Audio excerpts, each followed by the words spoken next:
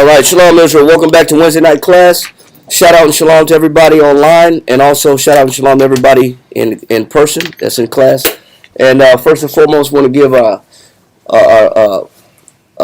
salute and prayer to those in California that's going through what they're going through, and ask that the Most High protect their households, and if they have been affected or their family's been affected, that He recover them as quick as possible and get them back on their feet. And our hearts and thoughts and prayers go out to those affected by these wildfires.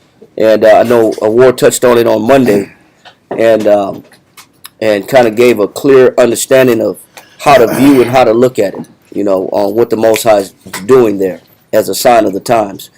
Also, we just want to make sure that, for those that we know that, if they're in need of, certain things, do reach out, and if there's something that we can provide, whether it be shoes or clothing, do reach out to us. Being based on the business that we run, we do come across a lot of extra items, and those things could possibly be mailed out. So for those that do watch us and know us, most definitely, if you've been affected and lost everything, do reach out to us to see if we can come up with something.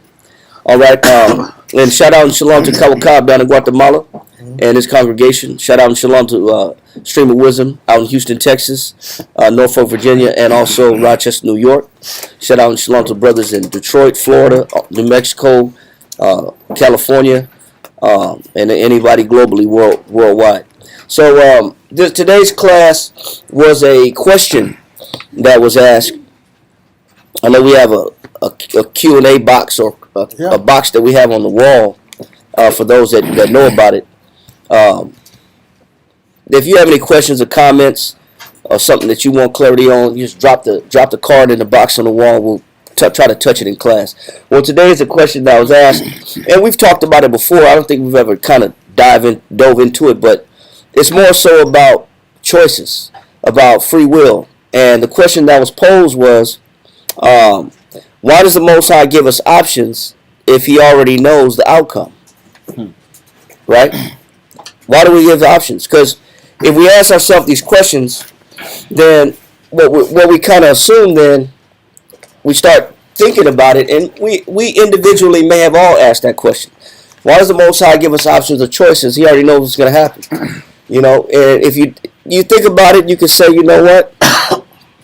That's the Most High, leaving us in limbo. Person may say, well, he's setting me up for failure. Or a person can ask the question, well, why pray at all? Why ask the Most High for something if He already knows what He's going to give me, or what I'm qualified for or not qualified for? A person can say, well, why do anything if the Most High knows the outcome? Why try? Because He knows my heart. Or, I'm good the way I am. There's no need to try because the Most High knows where I'm at. All these things can kind of accumulate in a person's mind when you think about, why does the Most High give a person choices? And that's a question that I know we've talked about free will before in class. Yep. Not in class, but in the back, outside of class, about, does the Most High really give us free will? Yeah. Does He really give us free will, or is everything controlled by Him? So hopefully we can squeeze that all in today and not have to make it a part 2. So we're going to jump right into it. So once again, the title of the class is, why does the Most High give us options if He knows the outcome? This is a question that was posed. Why does He give us options if He knows the outcome? So let's first start off in examining this. Because some people say, you know what, I applied for 3 jobs. I'm not going to worry about it because the Most High knows which one I'm going to need. He knows which one He's going to give me anyway. He already knows. Exactly. He already knows. So, so he knows the one that's right for me, so I'm not going to worry about it too much. We always kind of toss this idea around in our minds. So let's dive right into it. First scripture we're going to go to the book of Jonah chapter 3, and we're going to start at verse 3. Jonah chapter 3, verse 3. Jonah chapter 3 and verse 3. So Jonah arose and went unto Nineveh. Now, there's no need to read the whole book of Jonah. We kind of know, for those that read the book of Jonah, you kind of know he was given a mission. he was commissioned to go prophesy at Nineveh. Nineveh is the capital city of Assyria, of the Assyrian Empire, and it's where Iraq is today, northern Iraq in particular. So he was told to go to Nineveh and preach against Nineveh. So we're going to go right into the point. Read. That great city, and preach unto it the preaching that I bid thee. So Jonah arose and went unto Nineveh according to the word of the Lord. Now Nineveh was an exceeding great city of 3 days' journey. He said, now it was far away from where Jonah was. He said it was 3 days' journey. Read on. And Jonah began to enter into the city a day's journey, and he cried, and said, Yet 40 days, and Nineveh shall be overthrown. So the people of Nineveh believed the Most High, and proclaimed the fast. So the preaching that Jonah brought to the city of Nineveh, he says, you got 40 days to make a change. You got 40 days, and this place is not going to stand. The Most High is about to destroy this place. And time is ticking. The clock is ticking. And you got 40 days. So figure it out. And you know Jonah, what he had been through. So, when he cried, he was crying, literally angry about, the message. There was some fierceness behind his voice based on what he went through. So he was preaching hard against Nineveh and its downfall. Read on. So the people of Nineveh believed the Most High. It said, wait a minute. So it says the people of Nineveh did what? Believed the Most High. So did the people say, you know what? Well, we're going to wait and see. Yeah. We'll wait. We'll give it some time, and we'll find out if the Lord's really going to take this place down or not. Some people play with that. Yeah. Spirit. I got time. I'm not scared of God. Yeah. That's the truth. So he said the people did what? The people believed the Most High and proclaimed the fast. So right away, straight from Jonah's message, the people of Nineveh, modern day Iraq, said, we have to fast immediately. He said they proclaimed the fast. Read on. And put on sackcloth, from the greatest of them even to the least of them. So they took off their garments. We know Nineveh was powerful. He says they put on sackcloth from the least to the greatest, from the top upper echelon royal figures down to the regular common folk. Put on sackcloth. Read on. For word came unto the king of Nineveh, and he arose from his throne, and he said, and he laid his robe from him, and covered him with sackcloth, and sat in ashes. So even the king did what? Sat in ashes. Go ahead. And he caused it to be proclaimed and published through Nineveh by the decree of the king and his nobles, saying, Let neither man nor beast, herd nor flock, taste anything. So the king supreme went down and sat in ashes, put on sackcloth, fasted, and he said, "There's an order, a royal order, that not even the animals shall eat. Even the animals, they got to fast too." They didn't do nothing really. He was serious. He was very serious about this. Yeah. Cats, dogs. There's nobody getting nothing. Everybody got to fast. Animals, goats, whatever. And make sure nobody eat anything. He said, read on. Come, verse 8.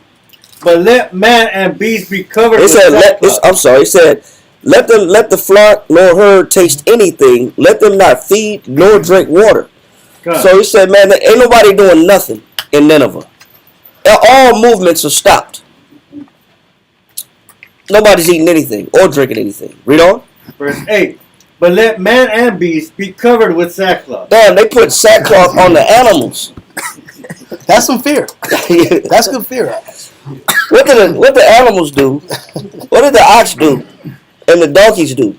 Where they had to put sackcloth and drape the animals and the horses with sackcloth. Everybody's out of order. What do you call that? Extreme. You call that extreme. That sounds extreme. But what is it that we're watching? It's humility. It's an extreme form of humility. Wow.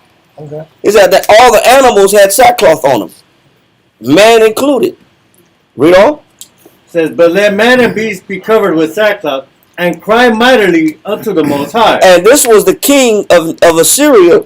This was his order, that everybody's going to cry to the Most High.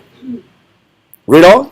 "Let them turn every one from his evil way." He said, and we're going to proclaim a change right here, right now, from this time forward, from this day on, we're changing. We're repenting. From this day forward. Read on. "And from the violence that is in their hands." Go ahead. Who can tell if the Most High will turn and repent? Now, was it guaranteed that Nineveh was going to be destroyed? Nope, no guarantee. Was it guaranteed that it was going to be saved? There was no guarantees. So in a situation where there's no guarantees, what did we watch the king of Nineveh do? Have faith. Do as much as possible. He did as much as possible. He did as much as possible to return the message of destruction that he had received from the prophet Jonah. He did everything in his power that he could think of to say, just in case the Most High is angry at me. Just in case. There's no guarantee that I've done enough. I may have not done enough. But we're going to try everything we possibly can to turn the heart of the Most High. He said it may be what? Who can tell if the Most High will turn and repent and turn away from his fierce anger, that we perish not? Verse 10. "And the Most High saw their works, that they turned from their evil way. And the Most High repented of the evil that he has said that he would do unto them, and he did it not." And it did work. From the extreme measures of repentance, putting sackcloth on all the animals, putting a no food, no drinking ban on everything and everybody, and confessing your faults and changing and repenting to the Most High, did it work? God. So, did he take the mind frame of, you know what, God knows my heart? Nope. Did he take the mind frame of, he knows I'm trying? He didn't leave it up to chance. He didn't leave it up to chance. You can't afford to leave it up to chance. Nope. You can't afford to suppose that the Most High is going to be pacified with whatever little effort that I give, and he's going to be satiated by my efforts, and my efforts are good enough. So he said, I'm going to do everything I possibly can to change the Most High's heart. So what we're looking at is somebody that had a warning and did and made some changes in their life. But read on. You want chapter 4? Mm-hmm.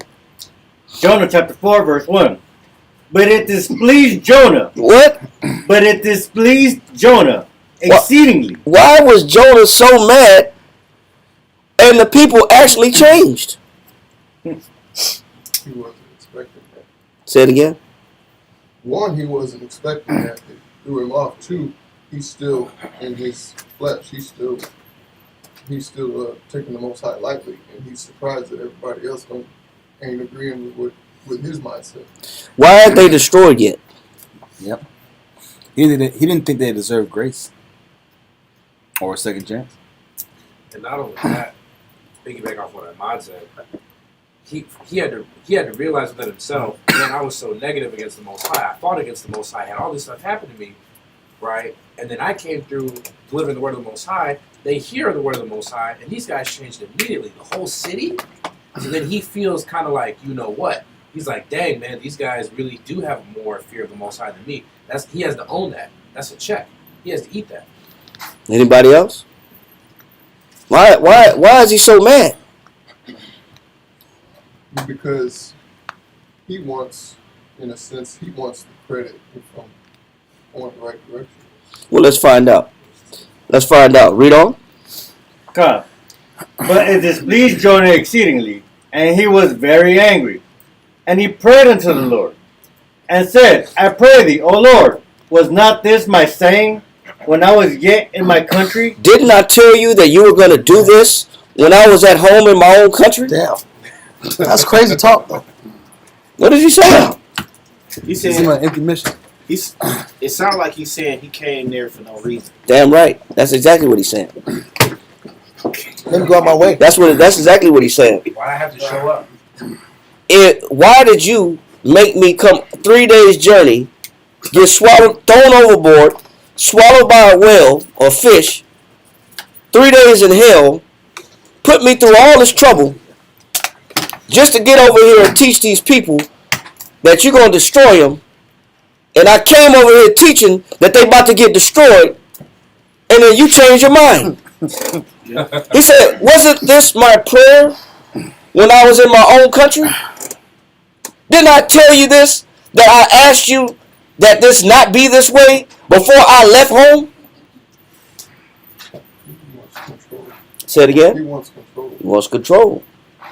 He wants control over the narrative. He wants control over the situation. He wants control whether people are destroyed or not. Yes, sir. He don't want to be inconvenienced. Say it again. He don't want to be inconvenienced. He hates the fact that he's inconvenienced. You inconvenienced me. 3 days. Journey. With all this journey, all this preaching of destruction, and you did what? Read that part again, verse 2. And Jonah chapter 4, verse 2. And he prayed unto the Lord, and said, I pray thee, O Lord, was not this my saying when I was yet in my country?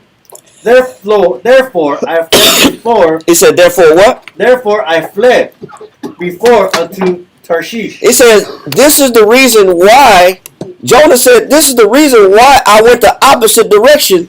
When you look at, when the Most High gave him the order to go to when he was from Tarshish to Nineveh, he actually went the opposite direction.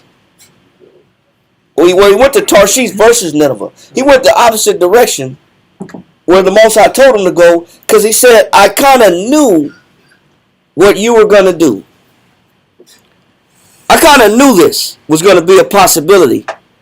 And I knew that if I did all this work, and I did all this labor, and I wasted all this time, and I went out of my way, you were going to let them slide. Yes, sir. It's crazy because even when he did that scenario, the Most High was still speaking to him. Yeah. You know, after that, and he did, even though he went against orders. Explain what you mean. Like, he got an order to get told to go to Nineveh, but he went the opposite direction, and then after that, the Most High was still communicating to him even after that. Like, he could have left him off, or like, Yeah, you know, he could have. sit back here and deal with him. But you know, the Most High was still working through Jonah. Jonah's still a prophet. But Jonah didn't want to do what? He wanted to put him to work. He was trying to escape from the work. Yeah, he was trying to escape from the He didn't work, want to adjust himself. and he didn't want to waste his time. Yeah. He didn't want to be inconvenienced. Yes, sis. Clearly, he didn't have the mind of doing the will of the Most High. It was about him. It was about him. It wasn't about the Most High. Absolutely. Yes.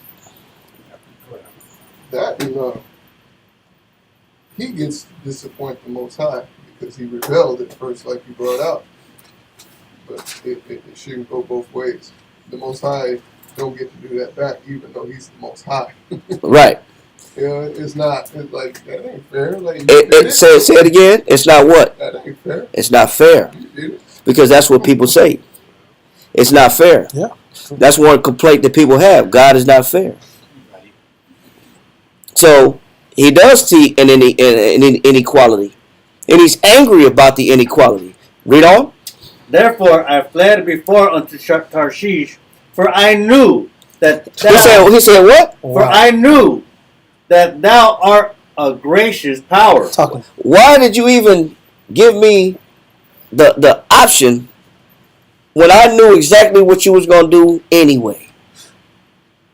Why you even tell me to come over here and tell him and preach destruction when that wasn't what you were going to do? Why am I preaching destruction? Y'all see what's happening? Where this man's mind is at? Yeah. Yes, sir. I would say the answer to that, sir, is because it's the Most High's will, and we're the Most High's servant. So even if we know His will, the Scripture says we're fools for Christ's sake. How about that? Yeah. You know, And he changed his mind at an instant when that happened too. Yeah. He changed the direction like fast. It wasn't like this was the ultimate judgment. You know what I'm saying? He changed his mindset based off of the circumstances, and he didn't like where he wanted to be adjusted. He didn't like that. And when we know the possibilities, we still get angry at the possibilities when it happens. Yep. He knew the possibility. And he's still mad. He said, I knew. What you got? I was just thinking also too, it shows a person that I've been thinking negative. I've been overcritical of where the Most High has been directing my life. And it's just, this situation just brings it out to where now there's evidence, case in point, to prove that I'm out of the spirit. Because what people do is they hide the fact of the spirit because there's no extreme condition to bring it out. I'm not caught red-handed. But Most High like, cool, I'm going to have you do a job for me. But at the same time, it's going to expose how you've been thinking. Joe didn't wake up one day and then think negative about it. It seems like he had been thinking this way for some years. Yeah. This is the apex, or the I don't know what they call it, the climax of his thinking. So was he new to this kind of thought process? This ain't new, Right. Because the Most High tolerates a lot of us. He tolerates all of our little things. But then, wow, you've been thinking about this like this for a long time, where you're comfortable thinking like this. Yep. Yeah. So what does Jonah say? Says, for I knew that thou art a gracious power and merciful. He said, I knew you was gracious. I knew you was merciful. Read on. Slow to anger. And you slow to anger. Yep. What else? And of great kindness. And of great kindness. He said, man, I knew all these things. But you got me over here preaching a message of destruction when your characteristics aren't that way. You're actually very gracious, very compassionate, very kind, very merciful. But I'm over here preaching destruction and down with Nineveh. Making me look bad. Yeah. I look like a fool. Yeah. Yeah. And he's out there going through those. He's going hard too. He's going hard. He's going hard out in the streets. Because you can't be out there teaching destruction. It's not like really convincing. Like, you're gonna get destroyed. I'm telling you guys, stop bro. it. He has to hype himself up and be convincing. Yeah. He has to partially believe it. And he does believe it. He said in 40 days they gonna despise you. He believes they're gonna die. Yep. Finish. And repentest thee of the evil. He said, and you forgive people for the evil that they do. You sent me on a blank mission. Because I knew you were. So, yes, sir. You could have looked at it as if he knew the mind frame of the Most High. He could have looked at it as he was being used as a vessel to convince or to bear warning through that message. You know, to convince him. It seems like that severity in his message that he gave is what influenced what he knew the Most High wanted to happen in the first place. Yeah. So perhaps if they hadn't got that message from him, then yes, then he would have destroyed it, but that's not what he wanted. So he sent a messenger. He didn't see himself as a messenger to warn the people, as more, he looked at it more as I'm going to condemn them. He didn't see it as, on a positive side of, well, maybe I'm going to deliver this message that it'll spark a change in these people and do what I know the Most High already wants to do. And you know what what it shows? The Most High sent the perfect prophet to teach at Nineveh. Because it was a guy that already thought he knew the Most High's heart and who didn't want to do it to begin with. He didn't want to do it to begin with. That's why he said, my prayer to you was, when I was in my own country, that you don't send me on this mission of telling these people that they're going to be destroyed, when in actuality, that's not what you're going to do. So don't waste my time. Don't waste my time. So when you got a guy that's angry like this and frustrated, his message is going to be even that much more convincing. Yeah. And because there's going to be some fierceness behind it. There's going to be some passion behind it. Yeah. He won't be there anyway. Because he didn't want to be there anyway. He's a convincing guy. Yeah, so in actuality, the Most High chose Jonah to do that because of what he already thought the Most High was going to do. It was the There was perfect some guy real for the hate job. in that speech. Yeah. So he actually sent the right prophet. Because this guy don't like to be inconvenienced. He said, I knew you was going to do that. You was going to waste my time. Read. Yes, sir. Now it just shows that the Most High, on purpose, will inconvenience you to see where your spirit is at. Absolutely. All the To time. expose you. Absolutely. And that's why the Most High gives us choices. Yeah. Sometimes these are the reasons why we feel like, man, why did he even give me a choice when he already know what the outcome's going to be? Because that was a real question. That's the basis behind the class. Yeah. Why does the Most High even give us choices when he knows what the outcome is going to be? To finish that verse 2? Verse 3? Con, Jonah 4 and 3. Therefore, now, O Lord, take, I beseech thee, my life from me. He said, what? Kill I me. beseech- That's what he's saying. Con. He's begging the Most High to take my life, Lord. You wasting my time. You're wasting my time. Take my life. Read. For it is better for me to die than to live. Then said the Lord, doest thou well to be angry? So what did the Lord know about Jonah? He's an angry man. Yeah. He's an angry man. And he says, what good is it for you to do to be angry? Yes, sir. This question sounds very familiar with Cain when he asked Cain, Why art thou wroth? Yeah. Yeah. Why are you so angry? It sounds very similar. Because you know what the anger comes from? Ezekiel chapter 33 verse 17. Come. Ezekiel chapter 33 verse 17. Read. Ready? Yep. Come.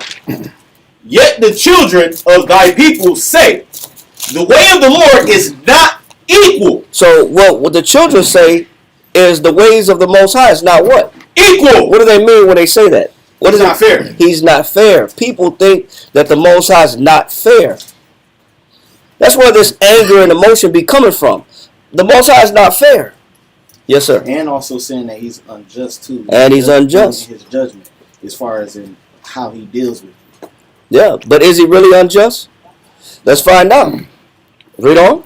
The way of the Lord is not equal. That's what people say. That's what people think. That's why some people even ask the question, why does the Lord even give us choices when he already knows the outcome? It sounds like a setup. It's like almost like you put me in a position to fail. You put me in a position where I'm not thriving. That I'm not good. I'm no good for myself. Because that's how it almost feel. Read on. But as for them, their way is not equal. It says, but in actuality, their way is not equal. Read on. Verse 18. And he's going to explain. Read. When the righteous turneth from his righteousness and committeth iniquity, he shall even die thereby. So when somebody that's righteous, this is how the Most High looks at equity. When the righteous that's been on a good path for an undetermined amount of time, the day they decide to go backwards and commit evil, he says, yes, they put themselves back in his scope and they shall die for that iniquity. Read on. Come. Verse 19. But if the wicked turn from his wickedness. It says, but if the wicked do what? Turn from his wickedness. What happens? And do that which is lawful and right. He said, but if you decide to change and do that which is lawful and right, read on. He shall live thereby. So isn't that what equality should be based upon? That the Most High is fair on both sides? Okay. Based off of what's right and what's wrong. Based on what a person's been doing right or what a person's been doing wrong. What the Most High is saying is, I'm looking at you and basing my judgment not because I'm unjust. I'm basing the judgment on where you're at with the Lord. Where are you at with the Most High? It's not like the Most High walks around with the pleasure of wanting to see people fall off and be corrupted and polluted. He's taking the situation on a case-by-case scenario. He's going to explain. Read on. Verse 20. Yet ye say, the way of the Lord is not equal. O ye house of Israel, I will judge you, every one after his way. He says, but I will judge you, everyone, after what? His way. So the Most High judges us on a case-by-case scenario. When you're right, as long as you're right, you're good. But when you decide to deviate, you're going to be judged and dealt with, punished. But if you were wicked and you decide to change, then the Most High will repent and change of that decision to destroy you. He'll turn that away and allow you to live. That's fair. Come. So what is unequal about what Jonah is saying? Why is Jonah so angry? He feels like the Most High is unequal in his judgment. Well, why? Proverbs chapter 14, verse 29.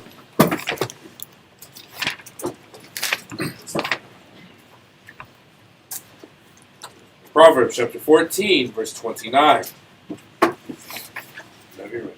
Read that. Proverbs chapter 14, verse 29. He that is slow to wrath is of great understanding. It says, if you understand the Most High, then you also will be what? Slow to wrath. You'll understand the beauty of being slow to being angry. Read on. Is of great understanding. But he that is hasty of spirit. They said, but he that is hasty, mean I got a short temper. I got a short fuse. I get mad quick. I get angry quick. I don't have emotional stability. I'm emotionally unstable. It said, he that is what? It says, but he that is hasty of spirit exalteth folly. That was the folly of Jonah. The folly of Jonah was his temper. The folly of Jonah was his temper. That's what made Jonah foolish. Too quick to get hot. He's too quick to be angry. And if he already knew that the Most High was merciful, compassionate, and forgives sins, and allows people to repent from their evil, then why wasn't he in the same mentality?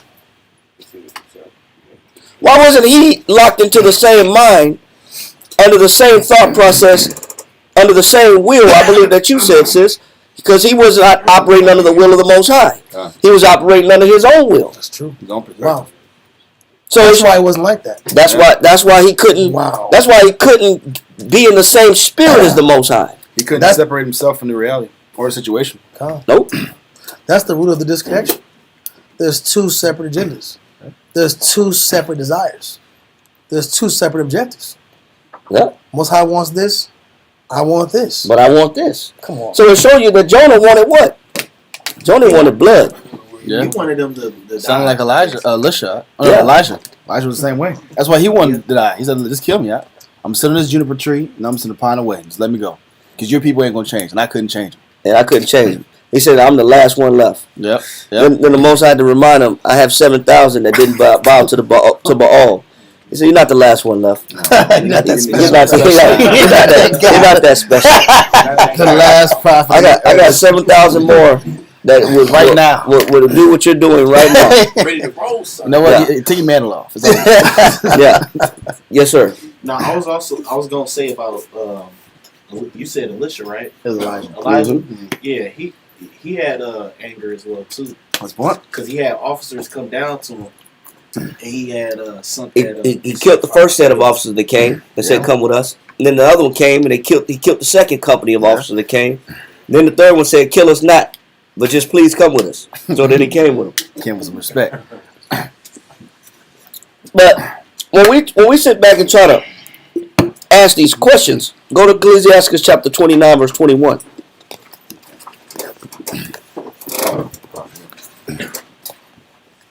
Parkland. Mm-hmm. Ecclesiastes chapter 29, verse 21.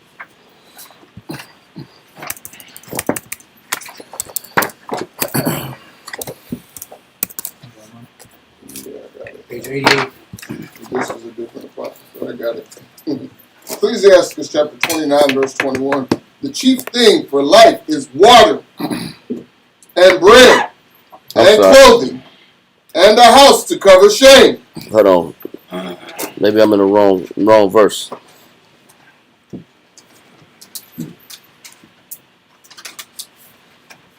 $19. Is it 8? Hold on.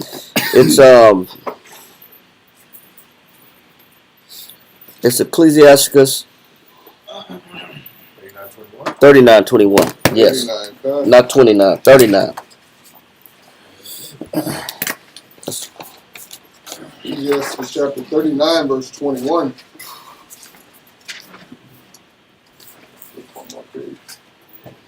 A man need not to say, what is this? Wherefore is that? But what is he saying? When a man starts to ask a lot of questions, he said a man need not to say what? What is this? What is this? Wherefore is that? Why? Go ahead. For he hath made all things for their uses. It says, for he hath made all things for his uses. So when we start asking questions like, why did the Most High give us choices? We don't know. But it's hard to understand. It might not be as clear. If the Most High knows, this is why Jonah was so mad.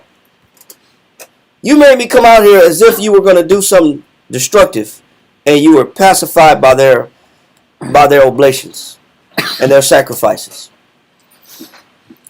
You wasted my time, and I knew you was going to do that. We get so mad and so angry behind the questions that we ask the Most High. What are you doing? Why are you doing it? And a lot of times, because we don't understand what the Most High is doing, we take a particular posture, and we take a particular position that may not be in accordance to His will, or it may. We don't know. But we start questioning things that we don't understand.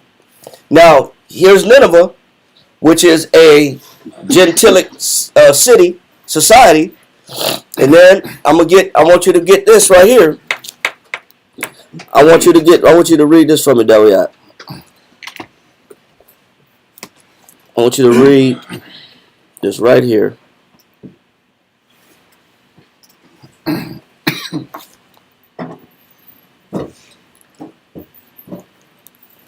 Read this right here and highlight it. 4 years afterwards, AD 63, an earthquake vented its force. Now this is AD 63. This is CE. This is so this is the Common Era, not BC. So this is around the same time of Paul being on Earth. What happens in Italy? This is in Italy. Read. An earthquake vented its force, especially upon Pompeii. So has anybody ever heard of Pompeii? Yeah. Does anybody know what happened in Pompeii? Volcano erupted. And what happened? Completely destroyed. It completely destroyed Pompeii. But we're going to read a little bit about it. Go ahead. A large part of which, including most of the public buildings, was either destroyed or so seriously damaged as to require to be rebuilt. The inhabitants were still actively engaged in repairing and restoring it when the whole city was overwhelmed by the great eruption of Vesuvius. Now, this is the 63 CE volcano. So there was a volcano in 63, but it was a lot of damage done in Pompeii. But they say that it was only fragmentary damage on the roof. Some cathedrals fell, and there was a lot of ash and soot in 63. Read. It says right here, AD 79, Pompeii was merely covered with a bed of lighter substances. Now, Pompeii, keep in mind, let me just paint a little picture about Pompeii. First of all, Pompeii was founded by the Greeks in around 600 BC. So it had been around for a long time. It had changed hands under different tribal peoples. The Romans end up taking it and conquering and overthrowing the inhabitants of Pompeii. And they created, and they made it a retirement town. So if you were of the Roman elite, Wow. If you were of the Roman Senate Holy or of the Roman legions and you did your time, or you served your time in the military, Pompeii was a place to go as a retreat. It's a privilege. It was well known as a place to go.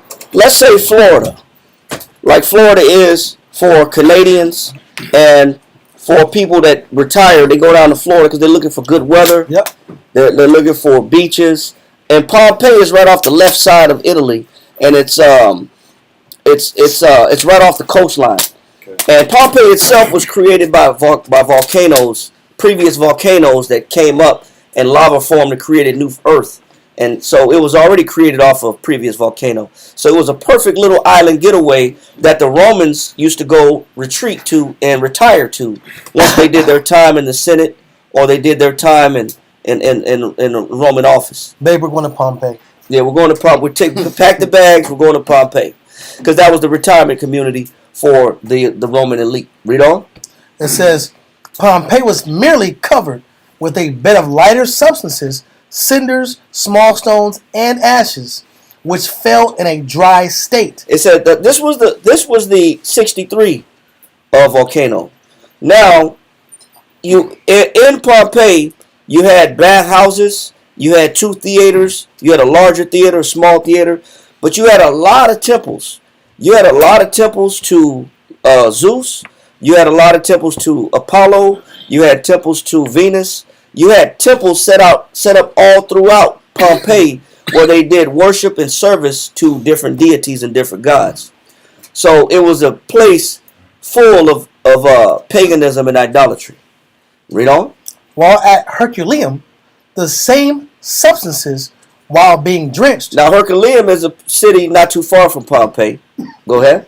While being drenched with water, hardened into a sort of tufa. Now get the definition of tufa. Tufa comes from a word tufacious. Tuffa. Tufa. And you'll see another word called tufacia. Get that definition. Tufa. Tuffa. Yes. Con. But it's short for like tufacious. Con. Tufa. A porous rock formed as a deposit from springs or streams. And then it says, Get the definition of tufacious, where the word comes from. Tufacious.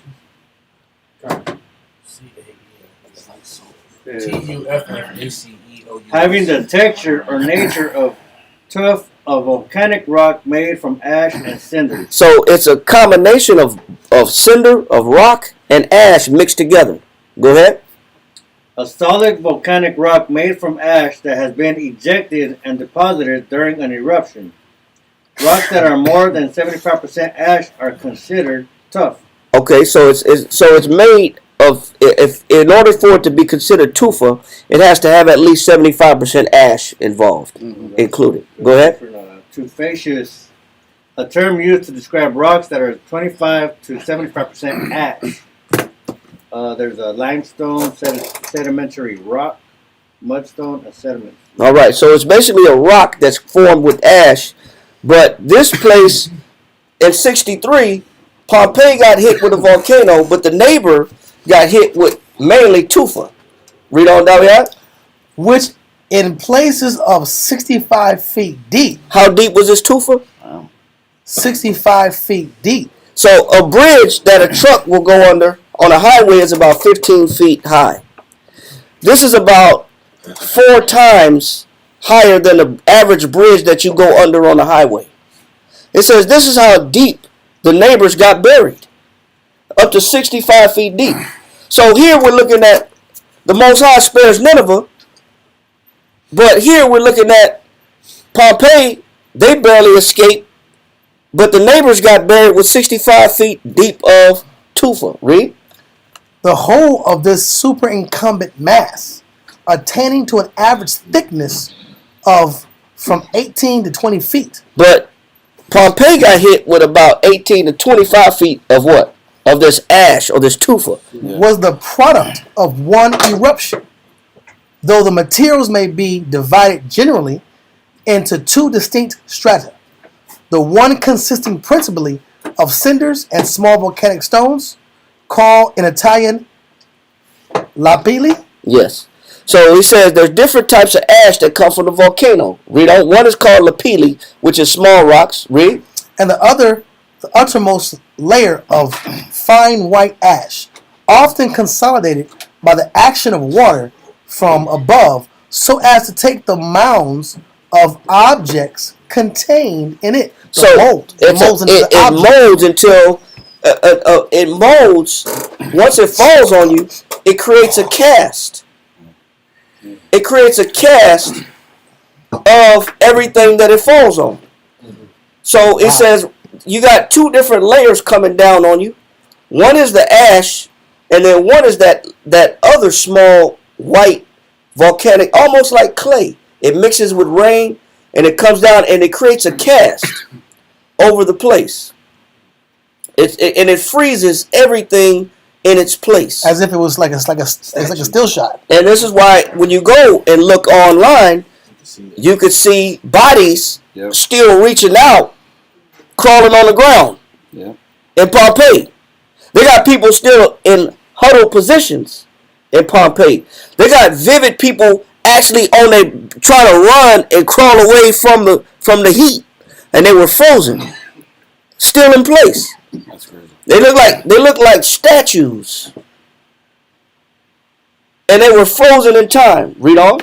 Such as dead bodies. It says, and these dead bodies turned into molds, actual statuettes. What else? Woodwork, etc. Woodwork, everything turned. They didn't start Pompeii in 79. The one in 79 hit so hard that they even forgot where Pompeii was.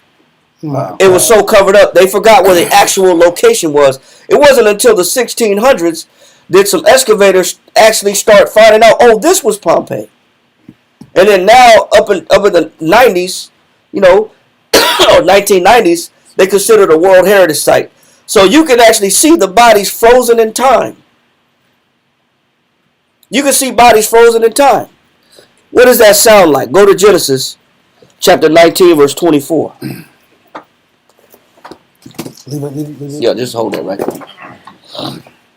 One, 2 lines left. Yeah. Okay. Yeah. Right. We'll come right back to it. Go to Genesis chapter 19, verse 24. Done. Genesis chapter 19, verse 24. Then the Most High rained upon Sodom and upon Gomorrah brimstone and fire from the Most High out of heaven, and he overthrew those cities. It said, and the Most High brought down fire and brimstone out of heaven. He overthrew those cities. Read on. And all the plain and all the inhabitants of the cities, and that which grew upon the ground. But his wife looked back from behind him. But he said Lot's wife did what? Looked back from behind him. He said Lot's wife looked back. And what happened? And she became a pillar of salt. And she became what? Became a pillar of salt. It says she became a pillar of salt.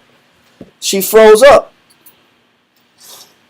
So what happens? What did the Most High do with Lot's wife? He turned her into a what? A pillar of salt. A statue. Now, when you go to Wisdom of Solomon, chapter 10.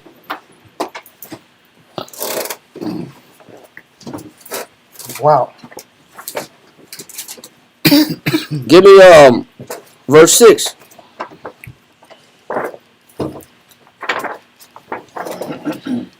Wisdom of Solomon, chapter 10 and verse 6.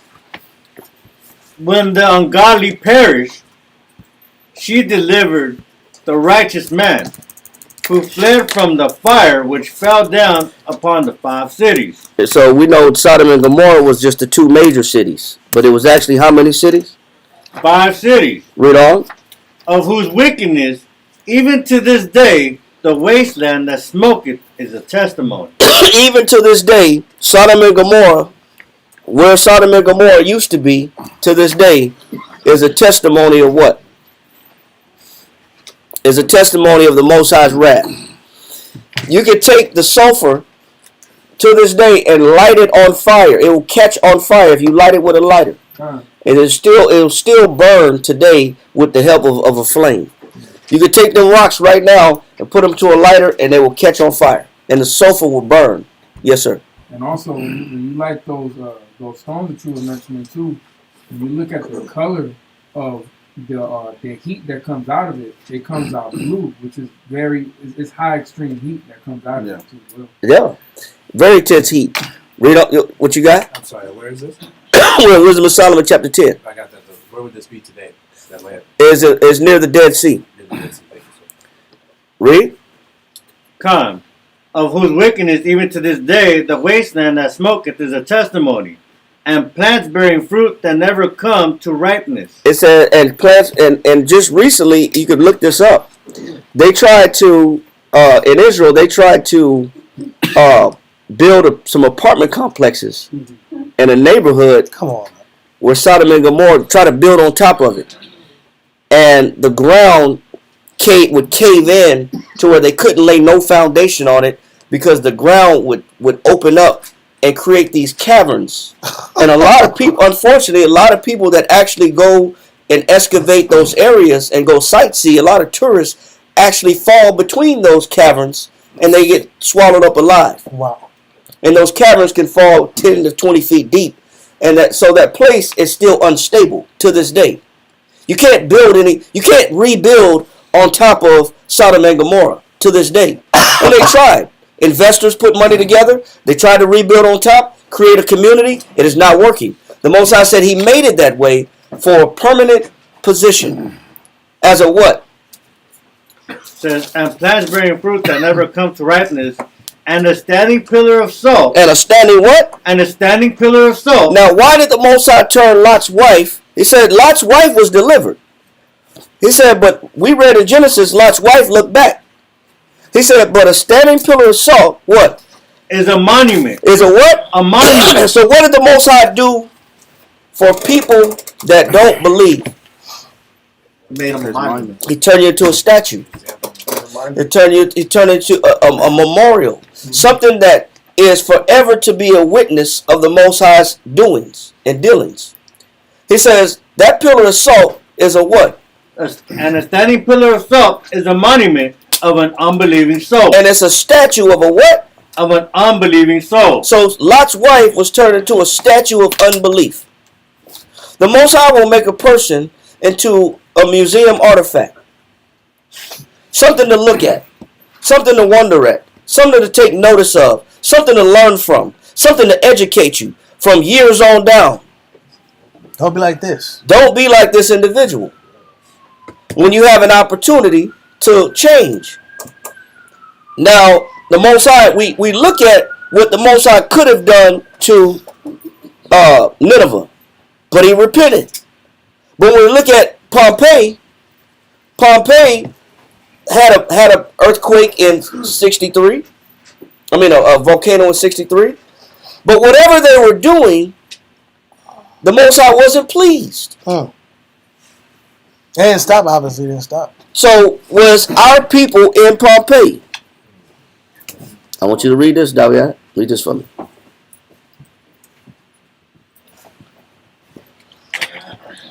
Was our people in Pompeii?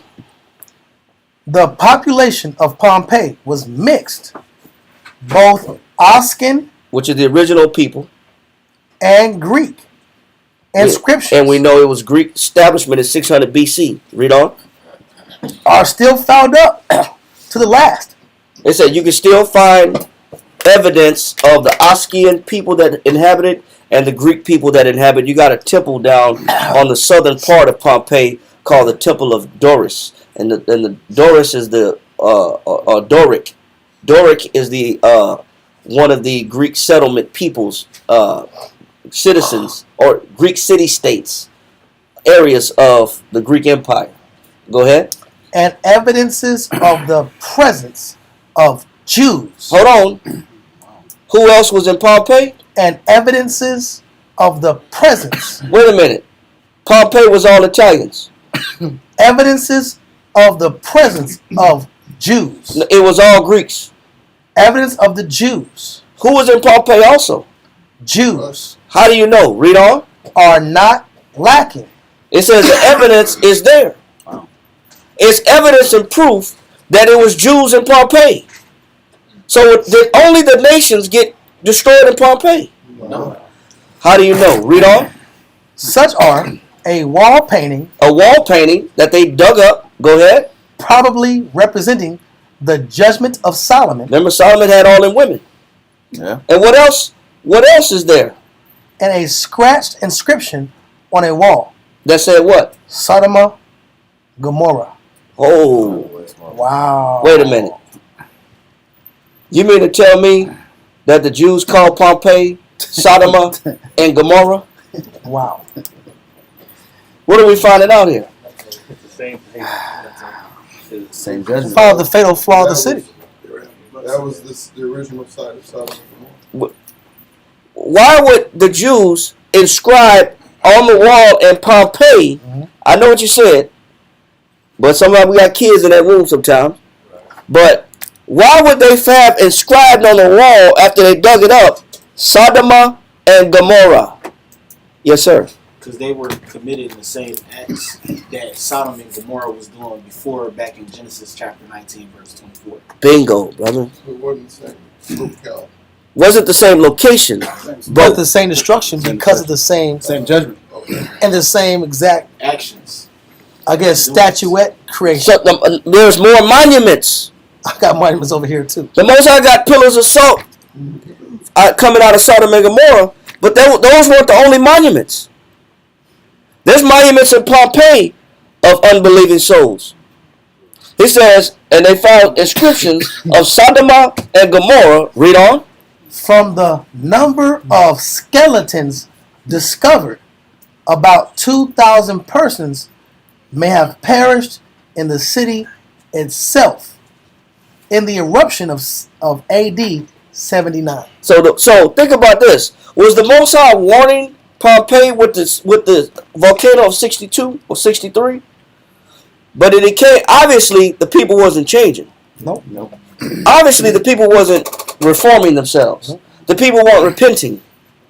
Because he had the one hit him that came 17 years later, that came in 79, that left statues, memorials, monuments of unbelieving spirits, showing you that the sin was the same. People don't change. So, where we at? Wisdom of Solomon. So we understand that. Nothing else in the article? Go back. Now we got to finish that what we had right here. We didn't finish it about that. It says, and the other uppermost layer of fine white ash.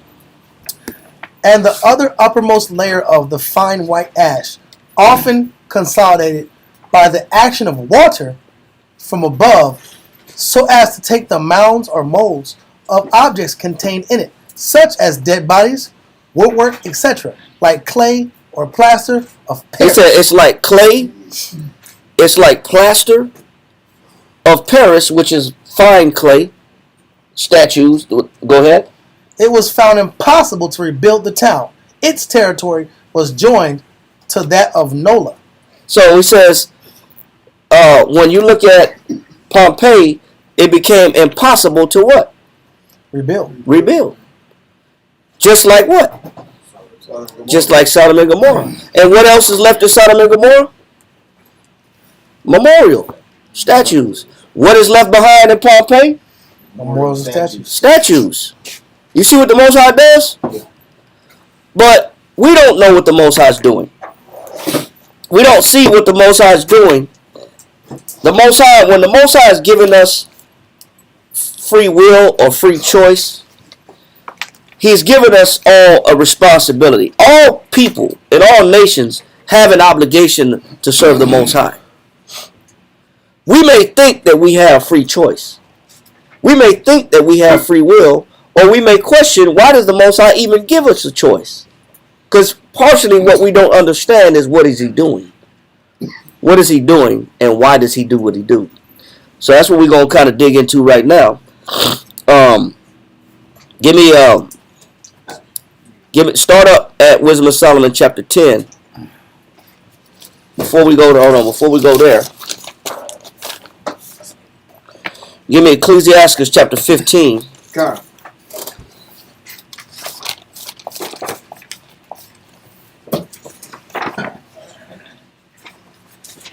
And I want you to start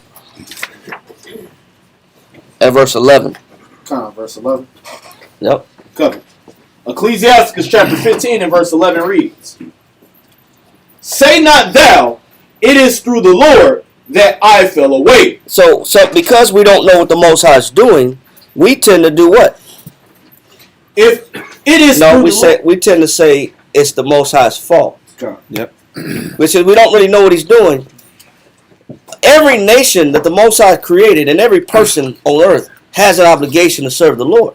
But not everybody understands it.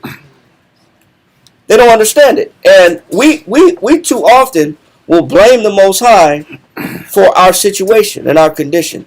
And we'll say it's the Most High's fault. The Most High got me in this situation. Not that my choices got me here. It's true. Not that my decision making got me here. It was the Most High's fault. He knew what I was going to do anyway. If the Most High didn't want me to do it, he wouldn't have made it for me to do it. He wouldn't have given me a choice if he didn't want me to make a choice. You put me in this situation. He put me in this situation. Yeah. He set me up to fail. He set me up to fail. This is how people think. It's the woman you gave me. It's the woman you gave me. This is how we think. We don't understand the Most High. Read on. Come. Say not thou, it is through the Lord that I fell away. Read. For thou oughtest not to do the things that he hated. It says, if you understood the Most High, then all you have to understand is there's things that he loves and there's things that he hates. Let me make sure that I'm not doing the things that he hates. This is a responsibility held to the Gentiles. See, this is, and we're going to go over it soon too. This is why the Most High, he is fair. Think about it. The Egyptians had dominion over the world. They were a world power. Yep. The Assyrians that we read about in Nineveh, they were a world power. The Babylonians, after them, became a world power. But each world power has a responsibility. The Persians became a world power. Yep. After them, the Greeks. Then we read about Pompey. That's the Romans. Well, Greco-Roman time frame. At that particular time, the Romans were in power. The Most High gives everybody an opportunity to serve him, and if they choose not to, then that's when things start to fall. That's when things start to fail. It's when they don't understand that they have an obligation to serve the Lord. The Most High is fair across the board. Read on. Come. Verse 12. Say not thou, he hath caused me to err, for he hath no need of the sinful man. It says, say not thou, it's the Most High's fault. He gave me choices that I couldn't refuse, and I had to make these decisions. When you ask the local dope dealer, he says, man, I didn't have a what? I didn't have no choice. My situation was so bad, I had to make something happen. I had to make something shake. I had to get on my feet. So I did what I knew how to do. Or I did what the neighborhood was doing. I didn't have a choice. Bills got to get paid. Baby needs shoes. We say things like, I don't have a choice, when in actuality, we all have a choice. But read on. Come. It says, verse 13, the Lord hateth all abomination, and they that fear the Most High love it not. Read on. He himself made man from the beginning. It says, he himself made man from what? From the beginning. He says, the Most High himself made man from the beginning. Read on. And left him in the hand of his counsel. So what the Most High did give us, by giving us a choice, every man has a choice. But the outcomes have already been predetermined. And that's what we don't understand. We do have choices. Because we say, man, I don't feel like I got a choice. Each and every one of us have a choice. But the only difference is the outcomes. Yeah. They've already been predetermined, laid out in its entirety. And that's the part that we don't understand. I had to make a choice, but I didn't see how this choice was going to be wisdom or not. He says, but the Most High gave us free will. He says, but I didn't just give you free will to fail. Yeah. He says, I gave you free will, but I left you in the hand of my what? Counsel. Counsel. Meaning, you have free will on earth. A man can do what he wants to do. You can do everything that you want to do. But the question is, where are you getting the counsel from to do it? Whether the outcome is going to be successful or whether the outcome is going to be a failure. That's the only difference. But we do have free will. Yes, sir. No, you yes. Yes, sir. Would that be the same as when Moses said he taught us statutes and judgments? Yes. Meaning I gave you the correct pathway and the consequence of whatever path you chose? Absolutely. Okay, that makes sense. Yes, sir. Question would also be, not trying to insert, but Deuteronomy 30:15. We're going to get there. Yeah. We're going to get there. We're just taking it slow.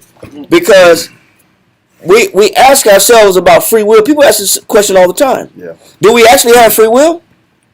Can we? If the Most High knows I'm going to win or lose or fail, if the Most High knows whether I'm going to succeed or whether I'm going to get through this or I'm going to hit a wall, what we don't understand is, yes, He does give us free will. But you were given free will with something that He was offering you for your advantage, which was His what? Counsel. Was counsel. Read. Verse 15. So he says, He Himself made man from the beginning. Read. And left him in the hand of his counsel. Go ahead. If thou wilt. So stop right there. He says, if thou wilt.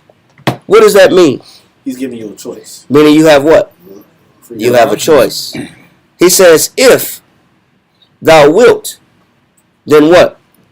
To keep the commandments and to perform acceptable faithfulness. So stop. He says, if you want. So it's still a what? Choice. It's still a choice. Everybody has a choice. Everybody has free will. But I want you now to jump back to Wisdom of Solomon, chapter 10, but I want you to start at verse 1. Wisdom of Solomon, chapter 10 and verse 1. She preserved the firstborn father of the world. So when we read in the Apocrypha about she, who is she? Wisdom. She is wisdom. So when the Most High said, I gave you free will, but I also left you in the hand of my counsel. Who is the counsel of the Most High? Wisdom. Read on.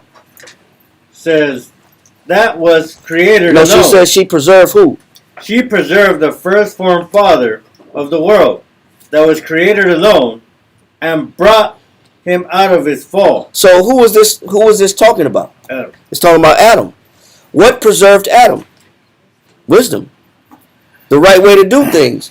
He made a mistake and he could have failed completely, but the Most High brought in Seth, a righteous seed, after him to do things the right way.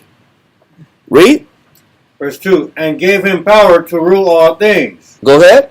But when the unrighteous went away from her in his anger. He says, but there was one on earth that ran away from righteousness in anger, like we read about Jonah. This is not Jonah, but he's going to tell you who it is. So wisdom was there in the beginning of time. Wisdom, free will was there in Genesis. Free will was there and the choices was there to make a good decision or a bad decision. Wisdom was always available from the beginning. He said, but one person in particular ran away from wisdom. Who ran away from wisdom? Read. He perished also in the fury wherewith he murdered his brother. So who is this? Cain. Cain. Who didn't use wisdom? Cain. Cain. Who did use wisdom? Abel. Wisdom was always available. So when the Most High is saying in Ecclesiastes 15 that He gave us into the hand of His counsel, He gave us options. He gave us choices. But the choices is based, the success or the failure of such of our lives is based upon, do we use His wisdom or not? You have the option to do what you want to do in this life. But if you're going to be preserved in this life, you should use what? Wisdom. Otherwise, if you run from it, you will perish. Like the one that did what? Murdered his brother. Talking about Cain. Wisdom was there, but Cain chose not to use it. Wisdom was there, Abel chose to use it. Read on. Verse 4. For whose cause the earth being drowned with the flood. And because men started killing each other, and Cain put a bad seed on earth, it's because of Cain's doing and what he initiated. It says men did what? It says, for whose cause the earth being drowned with the flood. Whose fault is it then? Cain. Because the men started multiplying evils. Men started multiplying evil on the earth. So he says, whose cause the earth being what? Being drowned with the flood. Wisdom again preserved it. Wisdom was still there during the flood. But the majority of the world didn't use it because they had free choice. But wisdom was available. So because the world didn't use it or didn't see the value in it, he says they drowned, but it did what? Wisdom again preserved it. It said, how? Go ahead. And directed the course of the righteous in a piece of wood of small value. Now who was that? No. That was Noah. What is he showing you about all the patriarchs? Their decision, their preservation, and their survival was based upon using what? Wisdom. You always have free choice. You can have free choice all day long. But the Most High said He gave us that. But He says, I also left you in the hand of my counsel. Meaning, there was a way that you could live, that you could excel over the rest of the world, or that will sustain you or preserve you if you choose to use wisdom. It has always been around. Just as free choice has been around, wisdom has been around also. They've always been available. Read on. Verse 5. Moreover, the nations in their wicked conspiracy being confounded, she found out the righteous, and preserved him blameless unto the Most High, and kept him strong against his tender compassion toward his son. Now who could that be? That's probably Daniel. Daniel got thrown in the lion's den.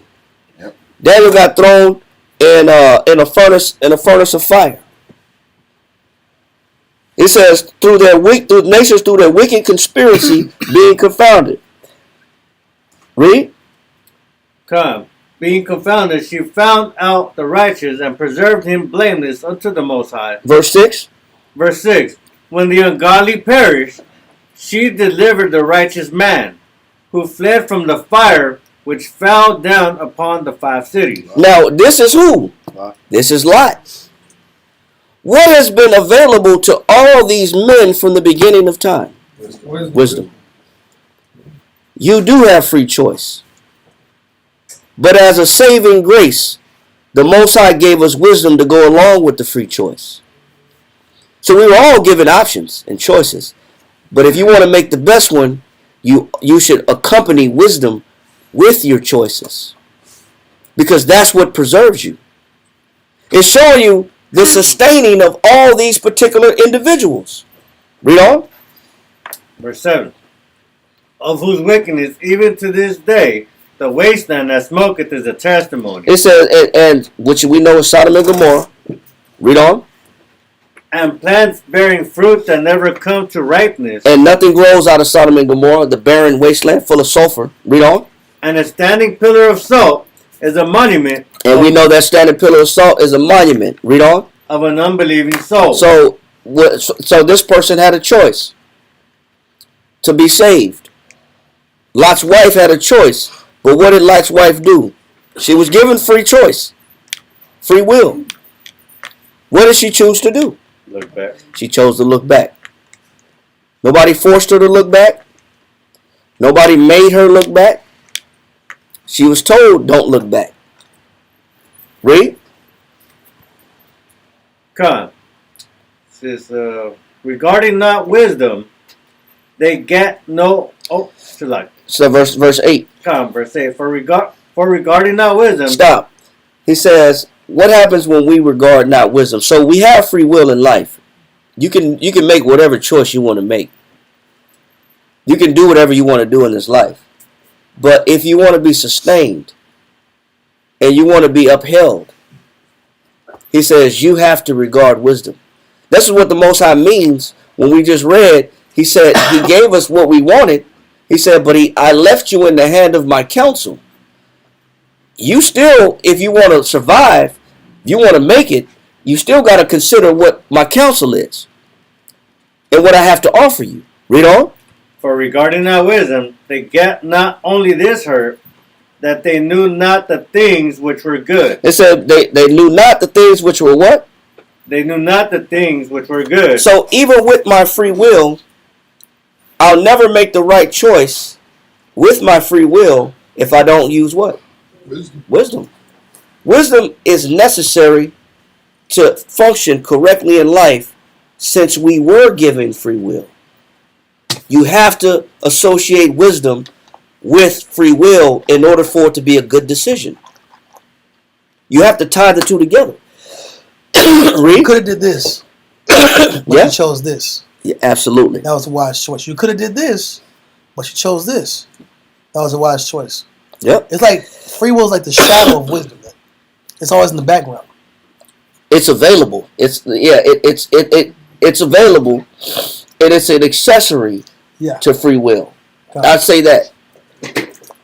It's an accessory to free will because you can use it with your ability to make whatever option or choice you want to make in life.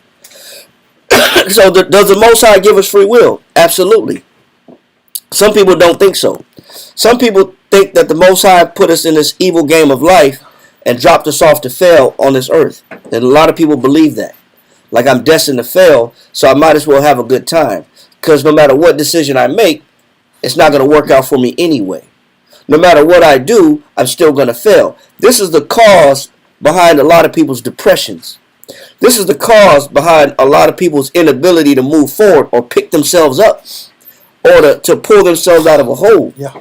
They feel like I don't have options. You know what? There's no hope for me. There is hope for you. There is opportunity for you.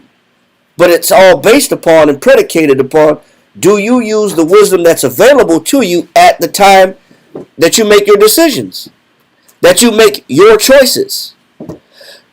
Your choices still got to be based on wisdom if they're going to be good. Because if you don't commingle wisdom with your choices that you get for free, he says they do not know what is.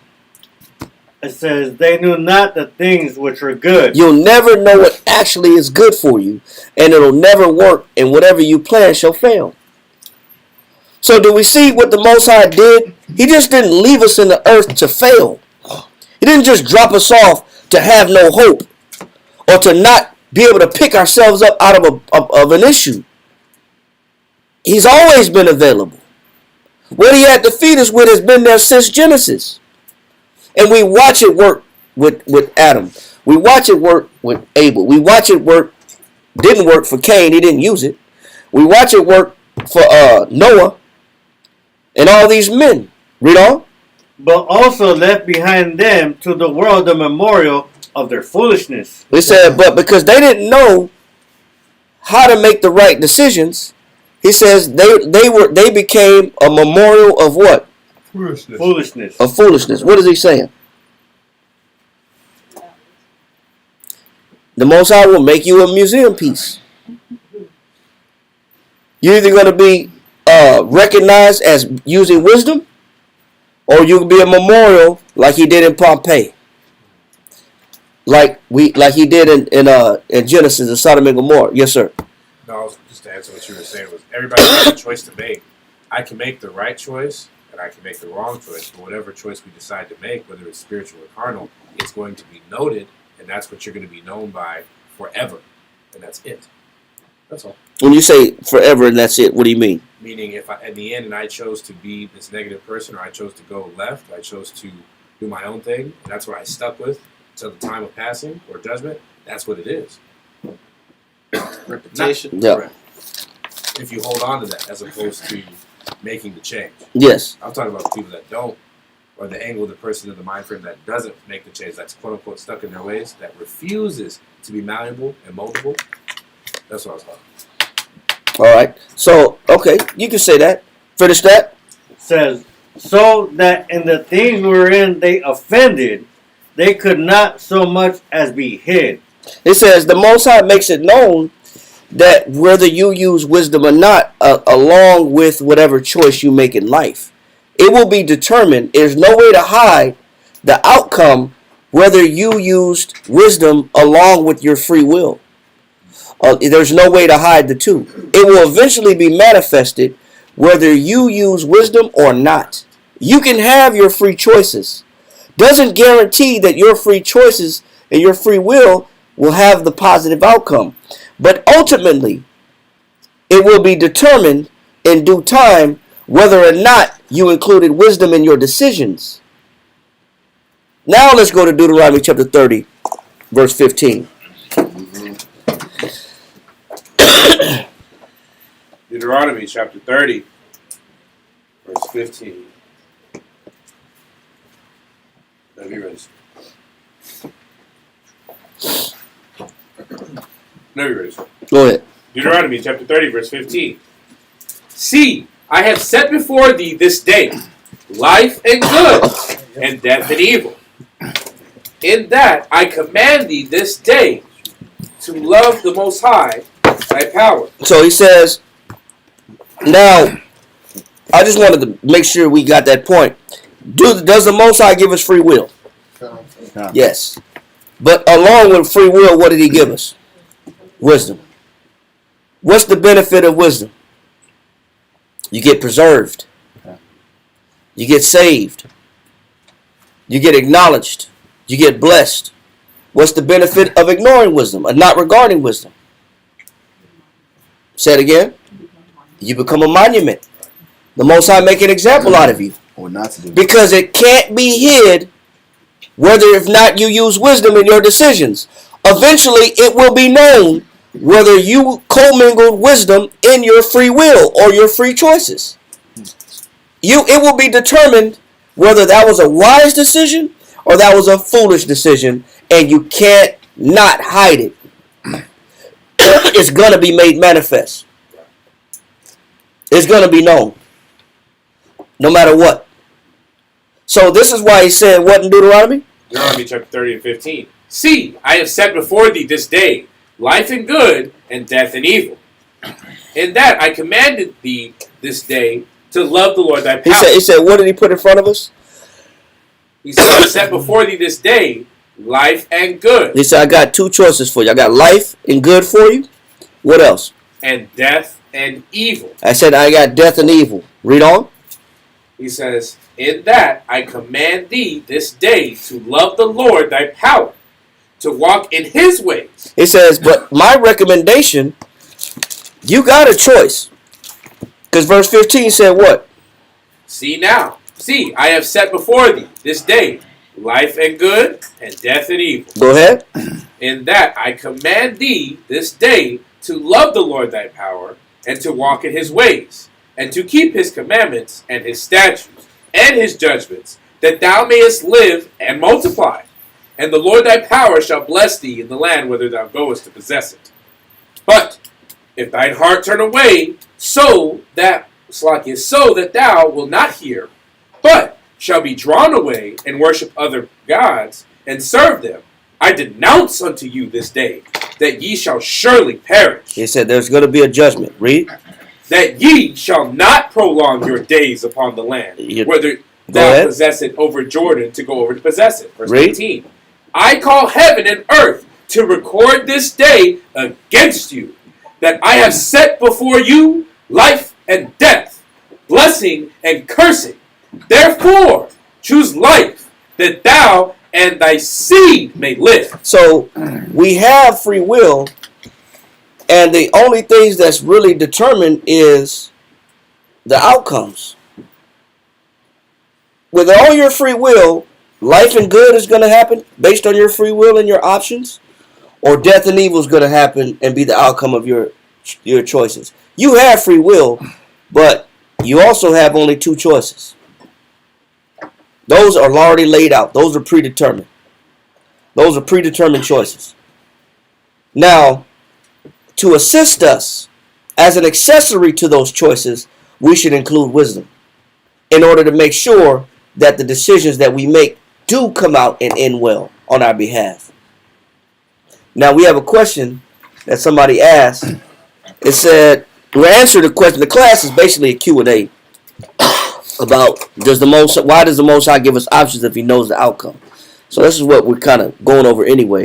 But we have another question. It says, a sister said, I think there are times, I believe that's a sister.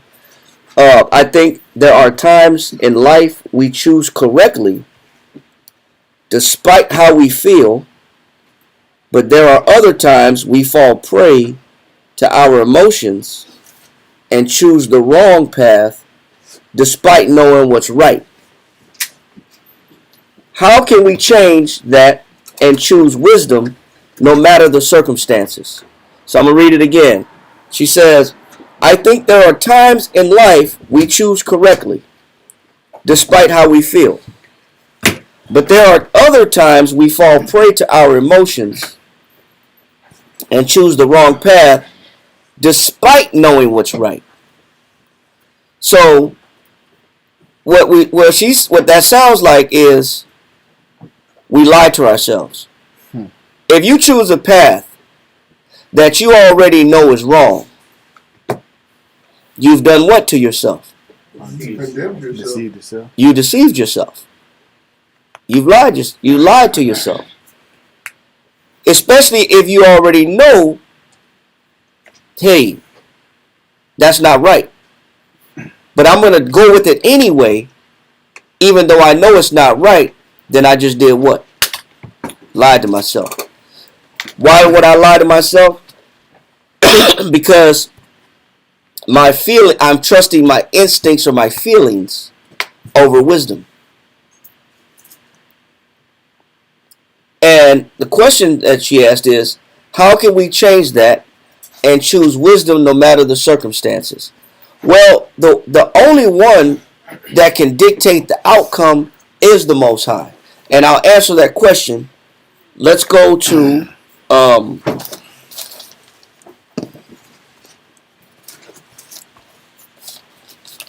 going to answer that question. Let's go to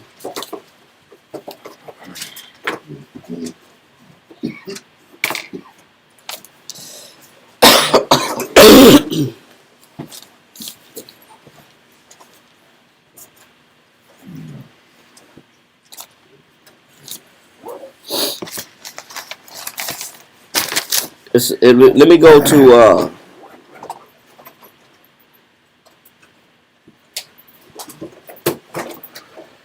Ecclesiastes chapter 11.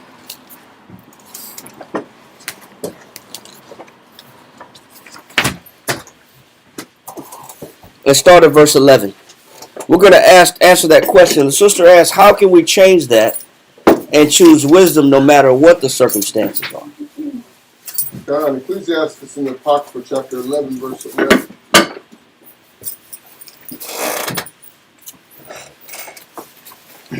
There is one that laboreth and taketh pains. So he says the way about the Most High set things up. He says you cannot use wisdom, and you can still labor. You don't have to use wisdom.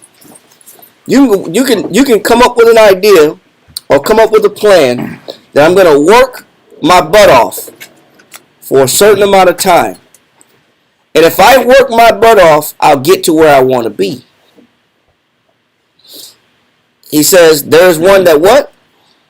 There is one that laboreth and taketh pains and maketh haste. It says, if I make the right decisions, if I budget, if I live tight, if I execute discipline, if I check these boxes, I can get where I want to be, and I'll be okay. Read. And is so much the more behind. It says, but with this mentality that I can bypass wisdom, and I got another way of getting where I want to be, not having to use wisdom. He says, the Most High said that individual is actually that much more what? Behind. So there's ways that people come up with to get ahead in life, but they think they're actually getting ahead, but they're actually not. They actually think that there's an alternative to wisdom. So many people live a life considering that there's an alternative to wisdom. I have my own particular plan of action that I'm going to come up with that's going to get me where I want to be. He said, for a person that thinks like this and think they can undermine wisdom, he says they're that much more behind. He's going to explain. Read. Verse 12. Again, there is another that is slow. Then there's another one that can't get right. They can't do nothing right. No matter what they plan, they always fail. He said they're slow. What else? And have need of help. He said, but they need help. And they can't function without help, without assistance. Read. Wanting ability. Wanting means lack. They lack ability. They don't know how to get forward, how to progress themselves. Read. And full of poverty. It said, and they suffer. They're full of poverty and they're suffering. Read on. Yet the eye of the Lord looks upon him for good. It said, but the Lord, the eye of the Most High, will look upon him for what? Good. When? When will the eye of the Lord look on that individual that's behind, that is slow, unproductive, can't get right, and have no ability to help themselves? When he humbles himself and decides to take on the mentality of the Most High and apply the scriptures. Bingo. Apply his wisdom. Bingo. When that individual humbles himself and recognizes that he can't do anything without the Most High, the Most High will look on him for good. Read on. Verse 12. Again, there is there is another that is slow and hath need of help, wanting ability and full of poverty. Yet the eye of the Lord looketh upon him for good, and set him up from his low estate. Go ahead. Verse 13. And lifted up his head from misery, so that many that saw it marveled at him. How did that guy who can't get right, or how did that woman who can't get right is moving forward in life? How the hell are they getting where I said I'm going to be at, where I wanted to be at, and have the things I possess, or have done the things that I want to do, and they don't have the ability that I have. They don't have the smarts I have. They don't have the work ethic I have. They don't have the intelligence I possess. They don't have the discipline I have. Well, how the hell are they ahead of me? With all that he lacks compared to me, how did he pass me up? How did he pass me up? Read on. Verse 14. Prosperity and adversity. Because what we don't understand is whether you succeed or whether you fail. Read on. Life and death. Whether you live or whether you die, whether you fulfill your destiny or your life's goals, or whether you miss the mark, whether you achieve your dreams and follow after your career that you ever wanted or planned so faithfully, or whether you just feel like, man, life ain't worth living, all this is where? Read. Poverty and riches come from the Lord. It all comes from who? The Lord. The only difference is the one that was scratching and clawing, penny pinching, the one that was motivated, high-strung, goal-oriented. There's nothing wrong with that. They just didn't include who? The Lord. They didn't include the Lord, so they're that much more behind. But the one that's behind and slow if they understand who is the one who controls all these things, they'll include the Most High. Read on.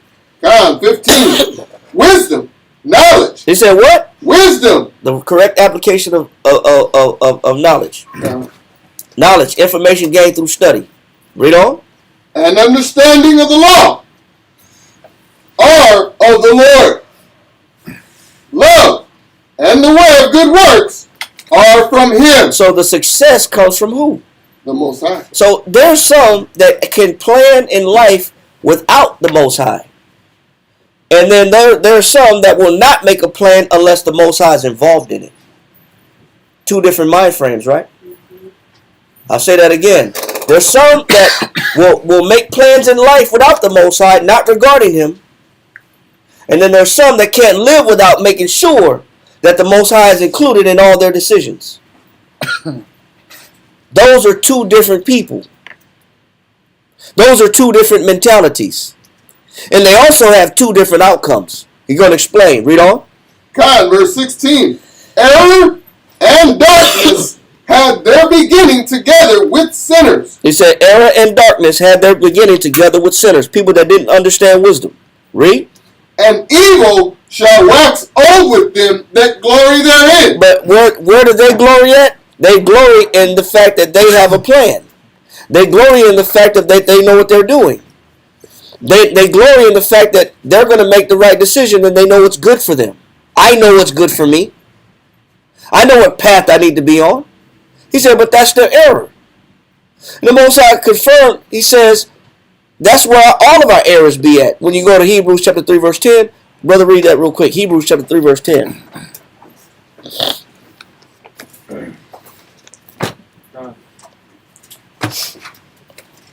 Hebrews chapter 3 and verse 10. Wherefore, I was grieved with that generation. He said, the Most High said, I was grieved with that generation. Read. And said, they do always err in their heart. He says they always make a mistake where? In their heart. In their heart. That's where our people's error is.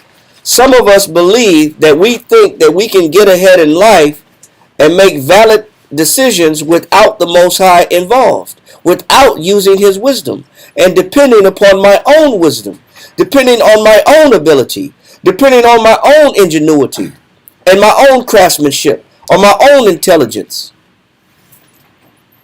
He said that is always where they err at. They err in their heart. We don't think about the Most High enough. That's where our mistakes be at. We don't include wisdom.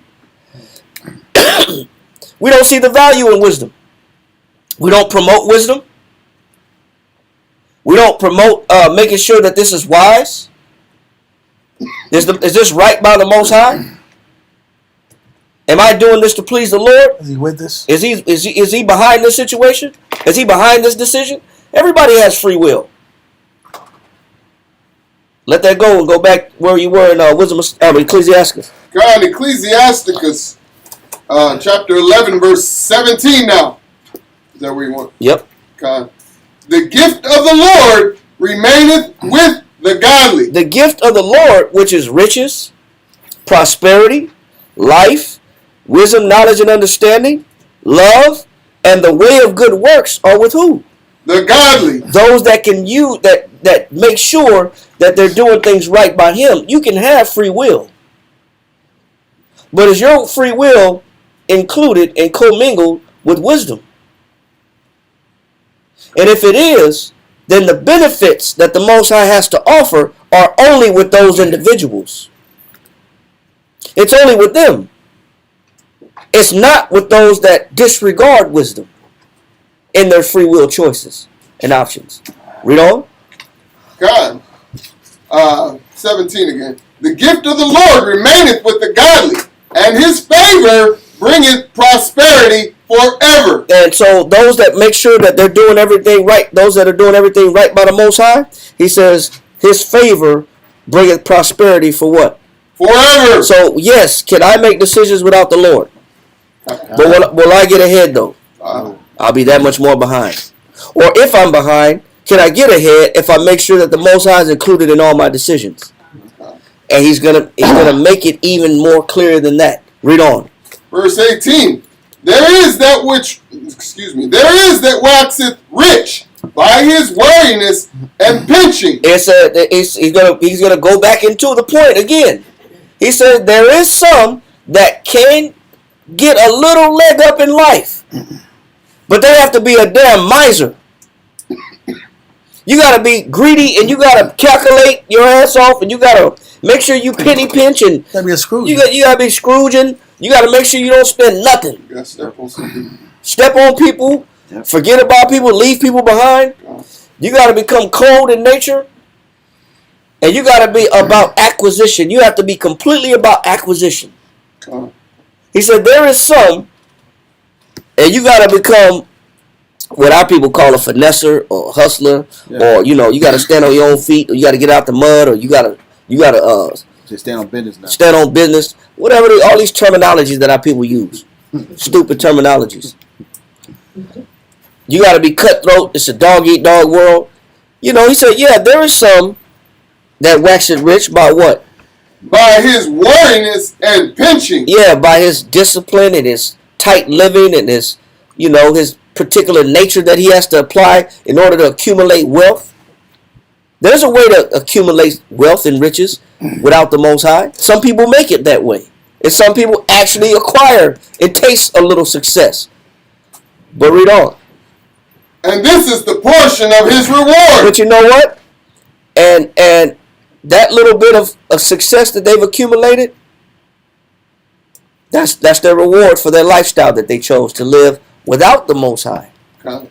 Read on. Verse 19.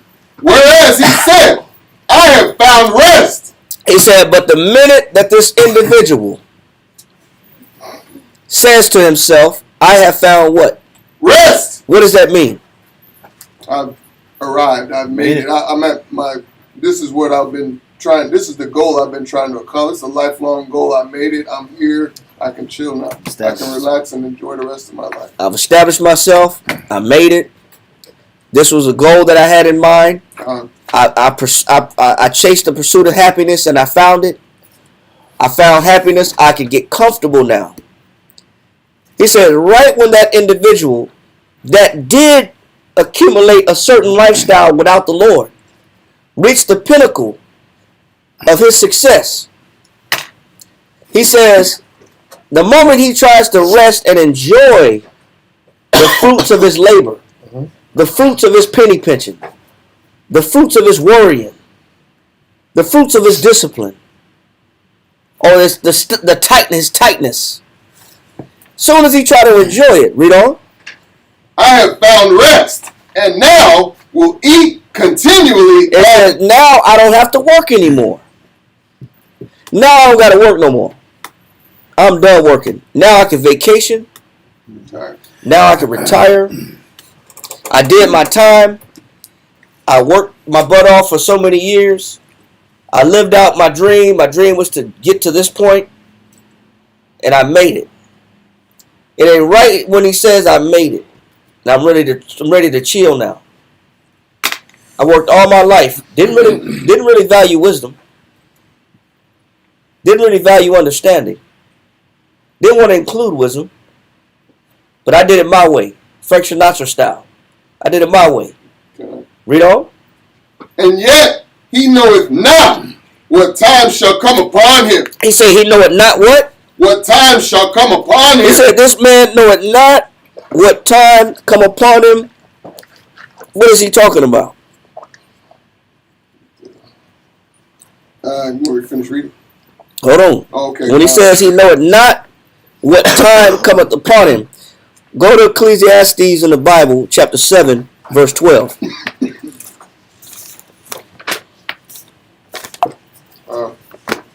I'm right here. You want to get it? Okay. Oh, in the Bible. Yep. We're holding this though? Yeah, still hold that. What did you want? 7 and 12. Mm-hmm. Ecclesiastes in the Bible, chapter 7, verse 12. For wisdom is a defense, and money is a defense. But the excellency of knowledge is that wisdom giveth life to them that have it. We said, but wisdom is the defense. And what? And money is a defense. But the excellency of knowledge is that wisdom giveth life to them that have it. Hold on, there's one more verse I want. It's give me this verse right here.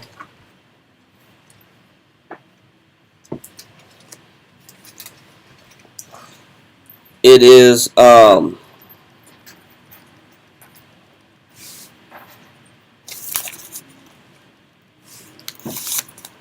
it is in Ecclesiastes, and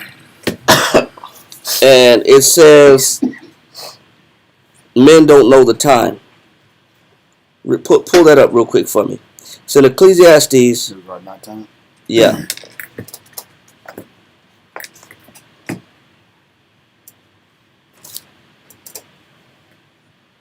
For It's matter of fact, it's Ecclesiastes 9. Now let me think about it. It's Ecclesiastes chapter 9. I want Ecclesiastes 9 and 12. God, Ecclesiastes 9 and 12. Cause hold on. Let me bring it back to what he's saying in Ecclesiastes. Ahmad, read Ecclesiastes chapter 11, verse 19 one more time. God, Ecclesiasticus 11 and 19, Apocrypha. Whereas he said, I have found rest, and now will eat continually of my goods. Yep, read on. And yet he knoweth not what time shall come upon him. It said this man don't know what time shall come upon him. Meaning, right when I thought I was about to reap the benefits of accumulate and relax on all my hard work, he said, man don't know what time cometh upon him. What is he talking about? Now read Ecclesiastes chapter 9, verse 12. Ecclesiastes chapter 9, verse 12. For man also knoweth not his time. Stop. He said man don't know what? His time. His time. So when he says in Ecclesiastes 11 and verse 19, when he says, and he knoweth not what time shall come upon him, what is he talking about? He's not regarding the end times and the wrath of the Most High. And what, like, he thinks he's cool. He thinks his riches is going to save him, even if he thinks that doomsday is coming. He thinks his riches are going to save him. In his mind, he's worked a certain way, lived a certain way, to accumulate a certain lifestyle, to relax, enjoy, and to not have to work anymore. And he says, but he doesn't know what time. So when he says he don't know what time, he's talking about his time in particular. Meaning what? Read on. God, for man also knoweth not his time, as the fishes that are taken in an evil net. He said, you don't know when you're going to get what? Caught up. So even if I did, what you got? It's a 29. Yeah, we're going to get there too. That's good. Read that after this. But yeah, he said, verse 12. As the fishes that are taken in an evil net. Yeah, you don't know when it's your time to get caught up.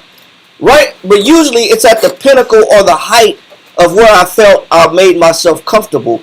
I didn't live a life using wisdom. I didn't care about wisdom.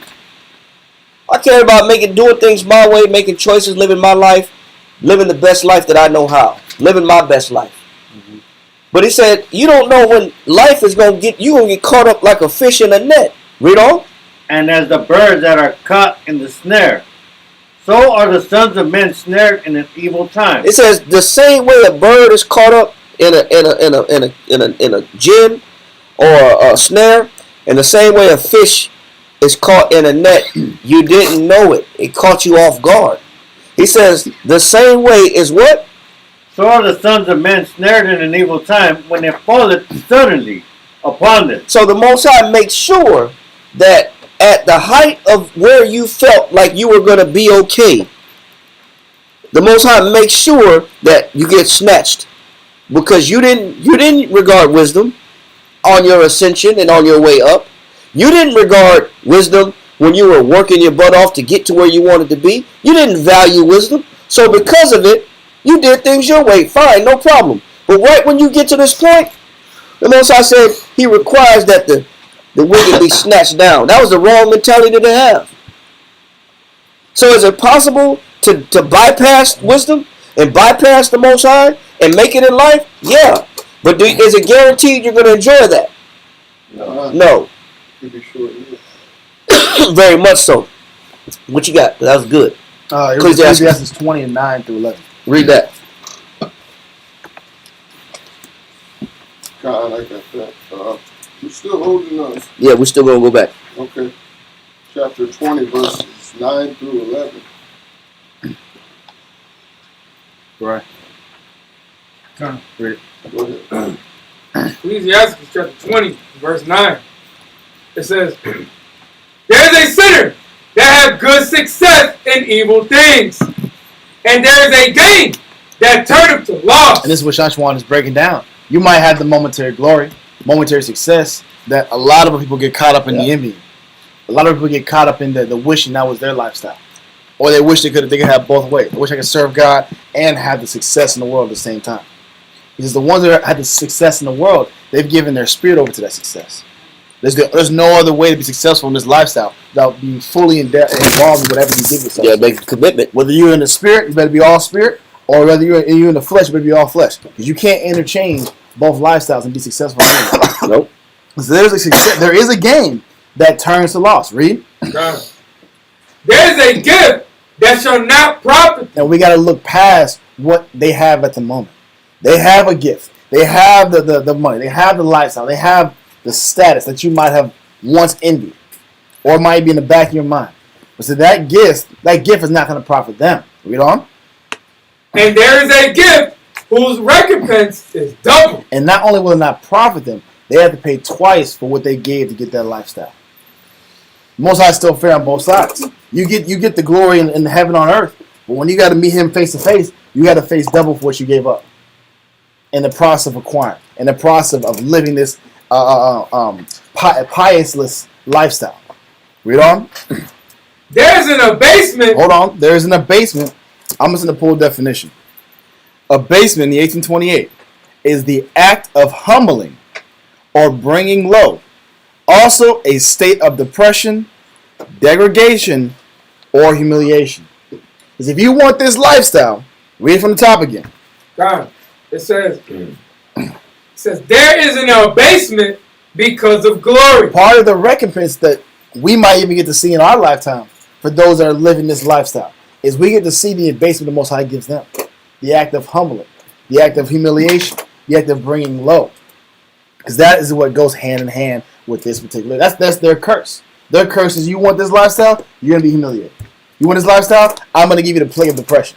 I'm going to have you have the highest, I'm going to have you create your own rehabilitation centers because you're always on drugs. Because you're always having to stimulate yourself to cope with the reality of what you're living like. Yes, you have the money, yes, you have the fame, but you can't live with yourself. So you're going to stay in a high state of mind, a separated state of mind, because of how disgusting you are with your own lifestyle. That is the consequence that they had to live on earth. Read it again from the top. God, there's an abasement because of glory. But there's also 2 and 2. He shows us the cons of living that lifestyle and the benefit of living the righteous lifestyle. Read on. And there is that lifted up his head from a low state. Because the Most High lifts up the head of the humble. Lifts up the head of those that serve Him. Yep. Will clear their mindset. Will clear their mind of depression. Will clear their mind of the feeling of humiliation. Will allow them to flourish in other arenas. That's not centered around materialistic things that ain't going to last anyway.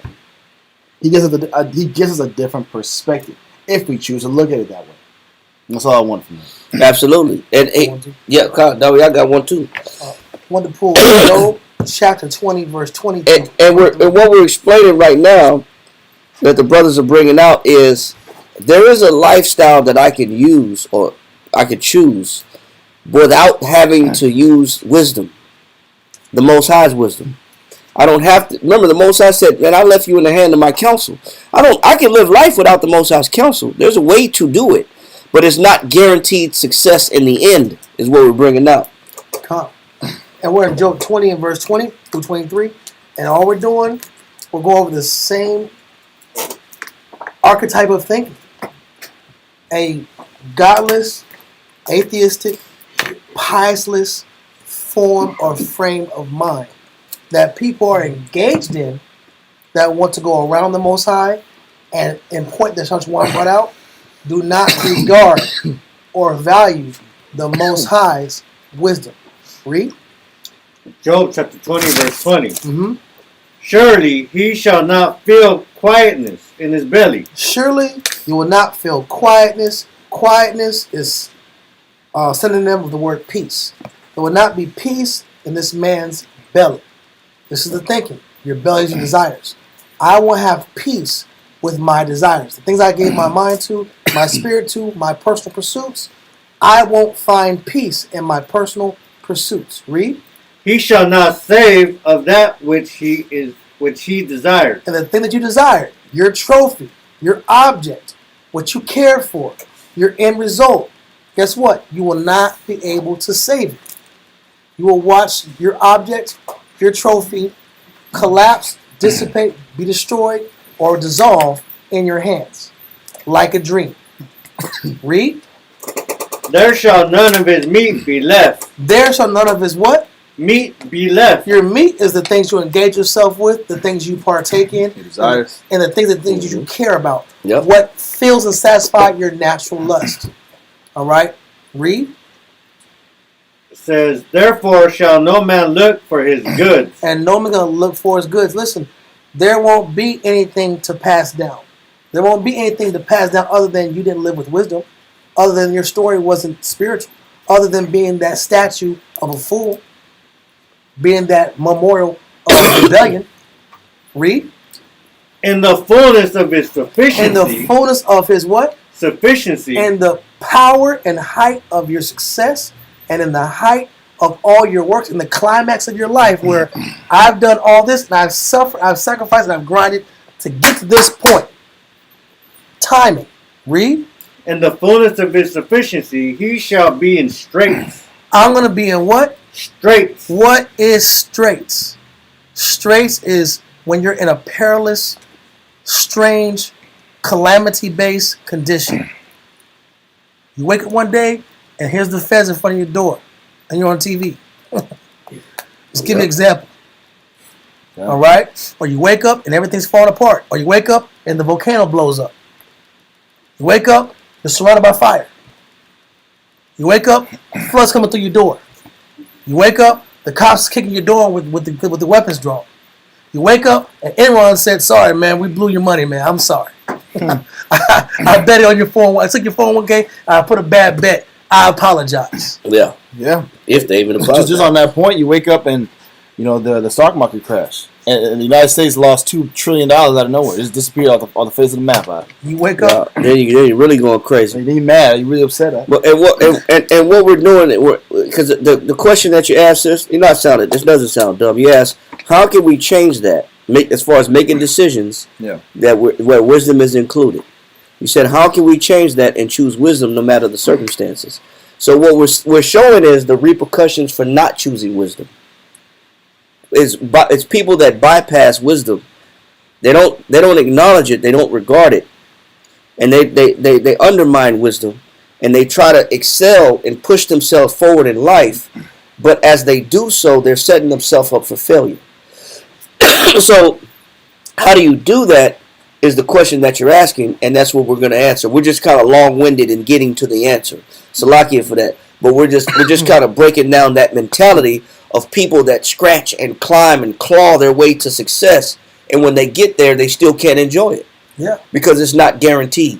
It was a godless pursuit. I'm gonna finish the point. Yeah, kind of. It was a godless pursuit. Read. It said verse 22, Job 20 and 22. In the fullness of his sufficiency, when everything's all good, when everything is at its climax. Read. He shall be in straits. Every hand of the wicked shall come upon him. And all your adversaries and all your enemies are going to have their hands or their ability to have leverage over you.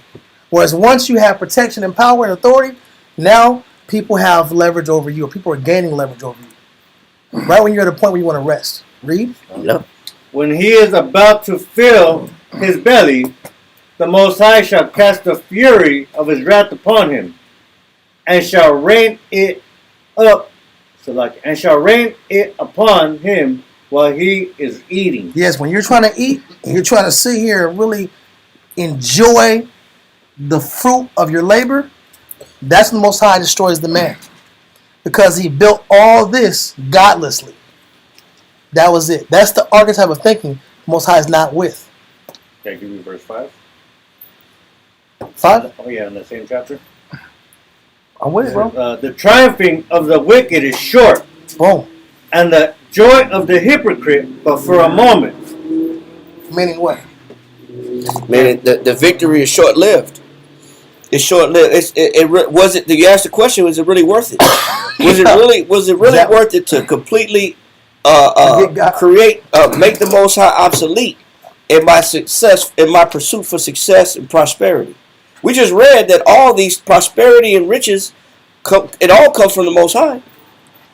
So was it really worth it by excluding the Most High out of my pursuit for success and riches, disregarding His wisdom, and still obtaining these things just to no avail and to come up short in the end? God. And put God last, not the Most High first. And this is something that Christ talked about. We're reading about it in Job.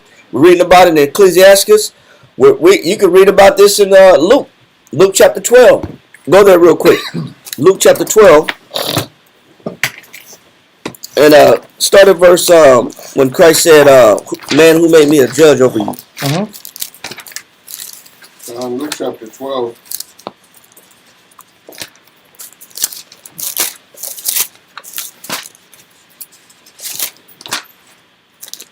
and 14, man. Yeah. Who made me a judge? Start at verse 13. Verse 13. Luke chapter 12, verse 13. And one of the company said unto him, Master, speak to my brother, that he divide the inheritance with me. They was having money conversations. Read. And he said unto him, Man, who made me a judge or a divider over you? Yahushua said he didn't come to become a probate court. He's not a probate court and an inheritance lawyer. You know what I'm saying? He's not the probate court to divide inheritance up. That's not what he came for. Read on. Verse 15. And he's going to put the parable together to show them what's important and what's not important. Read. And he said unto them, Take heed and beware of covetousness. Read. For a man's life consisteth not in the abundance of things which he possesseth. It says life is not just about acquisition and the things that you can accumulate in life. There's way more important things about life than acquisition. Read on. Verse 16. He spake a parable unto them, saying, The ground of a certain man, a rich man, brought forth plentiful. And he thought within himself, saying, What shall I do? Because I have no room where to bestow my fruits. And he said, This will I do. I will pull down my barns and build greater. And there will I bestow all my fruits and my goods. And I will say to my soul, Soul, thou hast much goods laid up for many years. He said, I got many years worth of provisions that I've accumulated. Read on. Take thine ease. Go ahead and rest. Relax now. You worked hard enough. You control now how much effort that you're going to put out from this point forward. Read on. Eat, drink, and be merry. Go ahead. But the Most High said unto him, Thou fool. This mind frame is what? Foolish. But can you choose this mind frame? God. Do you have free will? God. Can you live after this mind frame? God. You can. But is it a good mind frame? He says, Thou fool. Read on. Thou fool. This night thy soul shall be required of thee. Then whose shall those things be? So now all the things you work for, now who they're going to belong to? They're not going to belong to you. Read on. Which thou hast provided. So is he that layeth up treasure for himself. And this is the point that Yahushua is making. He's summing up the point. You can lay up treasure for yourself, but in the end you'll be a fool. You can scratch and struggle to propel yourself forward in life without the Most High, but you'll come up short in the end. Read on. So is he that layeth up treasure for himself and is not rich toward the Most High. And so ultimately what he's saying is, in life, since you do have free will, You do have the options to make in life. But in your options, you want to make sure that you incorporate the Most High's wisdom. You want the Most High involved in every single one of your plans. You want to make sure that everything you do, everything you touch is wisdom. It's the only thing that we read that preserved all those patriarchs that ran into issues in their life. It was the only preservative. Was the Most High's wisdom. It was there on earth since the beginning of time. Now go back and finish that in Ecclesiastes chapter 11, verse 19.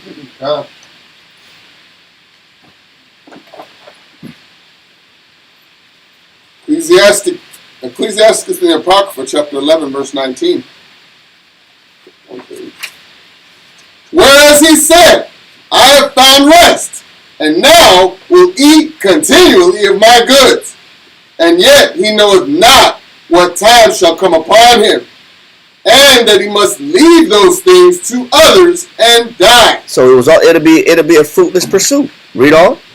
Be steadfast in thy covenant. So the opposite of that mind frame is to be steadfast or locked into the Most High's covenants. Meaning you're associating yourself with his laws, statutes, and commandments, with the way he thinks. Read on. God, be steadfast in thy covenant, and be conversant therein, and wax old in thy work. Make your obligations and your lifelong pursuit about making sure that you stay within the Most High's guidelines, and you're compliant with him. You're in compliance with the Most High. Make that your focus. Read on. Verse 21. Marvel not at the works of sinners, but trust in the Lord, and abide in thy labor. For it is an easy thing in the sight of the Lord, on the sudden, to make a poor man rich. It's an easy thing to reverse your situation. That's why the focus should be, let me accumulate. Since the Lord gave us free will, what am I doing with this free will? What choices am I making, and what's the motivation behind my choices? Is the Most High's pleasure behind my choices? Is being in compliance with him is that the motivation, or is it about acquisition and accumulation? Read on. Verse 22. The blessing of the Lord is in the reward of the godly. And so if I do things right, the godly way, he says that's who the blessing goes to. Read on. And suddenly he maketh his blessing to flourish. Go ahead. Say not, what profit is there of my service? But some people, because they feel like they can't, that no matter what they do, it's not going to work. It's not going to fail. It's going to fail. He says, what good is it serving the Lord? It's not going to come out the way I want it. What's the point? What's the point? Some people take the wrong perspective towards the Most High. What the hell I'm doing all this work for? Wasn't that the mind of Jonah that we read from the beginning? Didn't I pray that you not do this same thing that you did right now and forgive these people and let them slide? I prayed that you not waste my time when I was back in my home country. I knew you was going to do this. Then what the hell you called me for? Then he said, just take my life? I'd rather die. I'd rather die than waste my time. I don't want you to waste my time. He said he's showing some people take the wrong mentality. Jonah had the wrong mentality. Because he's saying, say not what? Say not, what profit is there of my service? And what good things shall I have hereafter? And what good is the Most High going to do by me living this godly life? Is it really going to turn out for the best? Read on. Verse 24. Again, say not, I have enough. So what the Most High doesn't want us to do, he doesn't want us to not know why we serve him. And to not feel complete in our servitude for him. He doesn't want us to grow complacent. He don't want us to ask too many questions that make us not want to do anything. Yeah. He doesn't want us to get too comfortable. Because if we get too comfortable, we're not going to do anything. What? He says, say not thou, I have enough for what? have enough, and possess many things. And what evil shall I have hereafter? Jump to verse 26. Verse 26. For it is an easy thing unto the Lord in the day of death to reward a man according to his ways. So the Most High constantly is rewarding us according to what? Our ways. Our ways. So our ways is our choices. You get to choose what you want to do. You do. But you will be judged based upon that choice that you make. We do have free will. By all means we do. But the recommendation from the Most High is to include wisdom in your choices. Last scripture, 10 o'clock. We have a early morning in the morning, and I'll explain that when the camera's on. But we got some good news. It's good. It's a good thing.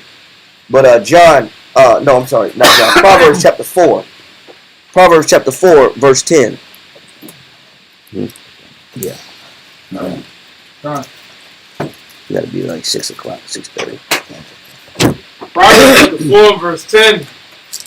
But it was just about one. But we'll yeah. I know sometimes you whispering loud as hell. Proverbs chapter 4, verse 10. God. Proverbs chapter 4, verse 10. Hear, O my son, and receive my sayings, and the years of thy life shall be many. He said, if you pay attention to what I'm giving you, he said, the years of your life shall be many. Read on. I have taught thee in the way of wisdom. He said, I have taught you in the way of what? Wisdom. He said, son, I've taught you in all the ways of wisdom. I've given you wisdom in the midst of my instruction. Read on.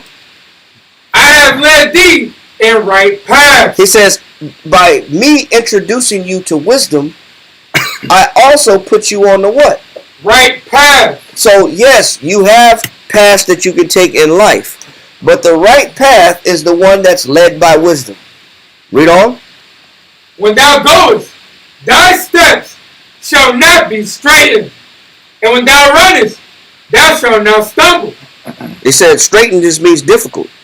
And when thou runnest, thou shalt not what? Stumble. He said if you follow wisdom, as you make every decision in life, your path will not be difficult, and you won't stumble on this path. Read on. You'll reduce the amount of mistakes you make in life. The hiccups where the flesh is pulling on you, or the flesh is telling you what to do, or you're motivated by feelings, or you're going off your own mind, like we read in Hebrews 3 and 10, where he says they always err in their heart. It's always the error is what we come up with. Read on. Take fast hold of instruction. It says take fast hold of what? Instruction. So how do we make sure that we don't lead ourselves down the wrong path? You got to take fast hold of what? Instruction. You got to listen and follow instructions. You have to become acquainted with bowing down your ear to instruction. Read on. Let her not go. And don't let instruction go. Read. Keep her, for she is thy life. So when you use wisdom in your path and you follow instruction, it says she is your what? She is thy life. So you make better decisions and life becomes sweet. Life is better that way using wisdom and instruction. Read on. It says, enter not into the path of the wicked. Stay away from the path of the wicked, which don't regard wisdom. Read on. And go not in the way of evil men. Read on. Avoid it. Pass not by it. It said don't avoid it. Don't pass by it. Read. Turn from it. And pass away. And get away from it. Read on. For they sleep not, except they have done mischief. And their sleep is taken away. Unless they cause some to fall. Because their mind is in the wrong place. Read on. For they eat the bread of wickedness and drink the wine of violence. But the path of the just, it says, but if we use wisdom, he says the path of the just is what? Is as the shining light. Man, what does it mean when your path is lit up? You can see where you're going. You can see what you're doing. And you can see why you're doing it. You have foresight. Things that you plan are clear. You can see your path right in front of you. You can avoid mistakes, pitfalls, errors, accidents. You minimize damage. Things are clear. I make proper choices. He's telling us when you do include wisdom in everything you do in your life, in the midst of you having free will or free choices. Read on. But the path of the just is as the shining light that shineth more and more unto the perfect day. The way of the wicked is as darkness. So if I don't regard wisdom, I'll keep making mistakes in life. I don't have to use wisdom, and I can choose my own direction in life, but there's no guarantees that it's gonna fare well. He says it's gonna be a dark. There's things that's gonna happen to me that I don't see coming. It's gonna hit me left field. I'm gonna run into a lot of problems that I didn't expect. A lot of unexpected events I wasn't prepared for. Read on. The way of the wicked is as darkness. They know not at what they stumble. It says they don't know what the hell's going on in life. They don't know why they're running into the problems that they have. They have no understanding. You can make choices, but you're not going to know why things fail. You're not going to know why you're in the situation you're in. You're not going to know how to get out of it. All you keep saying is, man, I did it again. Yeah. Sound like Britney Spears. Oops, I did it again. Who ever seen that damn song? Oops, I did it again. Yeah. That's all you're going to keep saying, man. A mistake on top of mistake. What am I doing wrong? You're making choices without wisdom. You disregard what the Most High said, that when he said, man, I gave you this life, but I left you in the hand of my counsel. I gave you wisdom to associate and accompany your decisions and your free will choices. Yes, sir. And that pride kicked in, and we tell ourselves in our pride eyes, we be like, I'm going to figure it out. I got it. Yeah. I'm going to figure something out. I'm going to figure something out. We'll make another decision that's based on feelings, opinions, and emotions. Read on. My son, attend to my words. Incline thine ear unto my sayings. So he said, incline thy ear to my sayings. Read on. Let them not depart from thine eyes. It says, so don't let the Most High's ways depart from your eyes. Read on. Last verse. Keep them in the midst of thine heart. It says, keep them in the midst of your what? Thine heart. So how do you guarantee, being that the Most High gave us free will, that our decisions work out the best in our favor? How do you guarantee that? The only guarantee is what? Keep the Most High's wisdom where? In your mind. We can ask all kind of questions about, how come they got away with this, and how come the Most High let them slide, and how come when this person does it, then nothing happens, but when I do it, something. We talk about this all day long. But in order to minimize issues, the Most High wants us to have free will, but along with free will, he wants us to use wisdom with free will so that it can benefit us. It's there to benefit us. He didn't give us free will to fail. He wants us to win. So that was a question that was asked, and I hope that answered the question. The question was, why does the Most High give us options if he knows the outcome? The outcome is based on us and whether we use wisdom or not. But also he can determine whether we love him or not. Yeah. And everybody has an obligation to serve him. Every nation, every person on earth, all creation has an obligation to honor the Most High and serve him. And if not, their kingdom falls. It fails, and the Most High removes it. Just like we read, and it becomes a museum piece. Just like we read about Pompeii.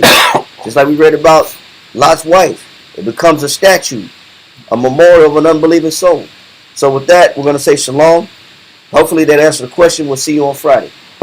All right, shalom.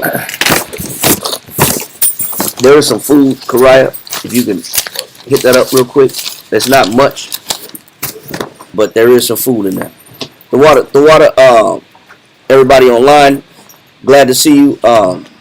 And we're praying for all those in California. And most definitely, if there's something that we can do, as far as furnishings, household items, as far as clothing, things that we can ship do reach out to us by email or by phone, and we'll most definitely try to accommodate for those in difficult situations out for the brothers and sisters out there in California. All right, shalom. So,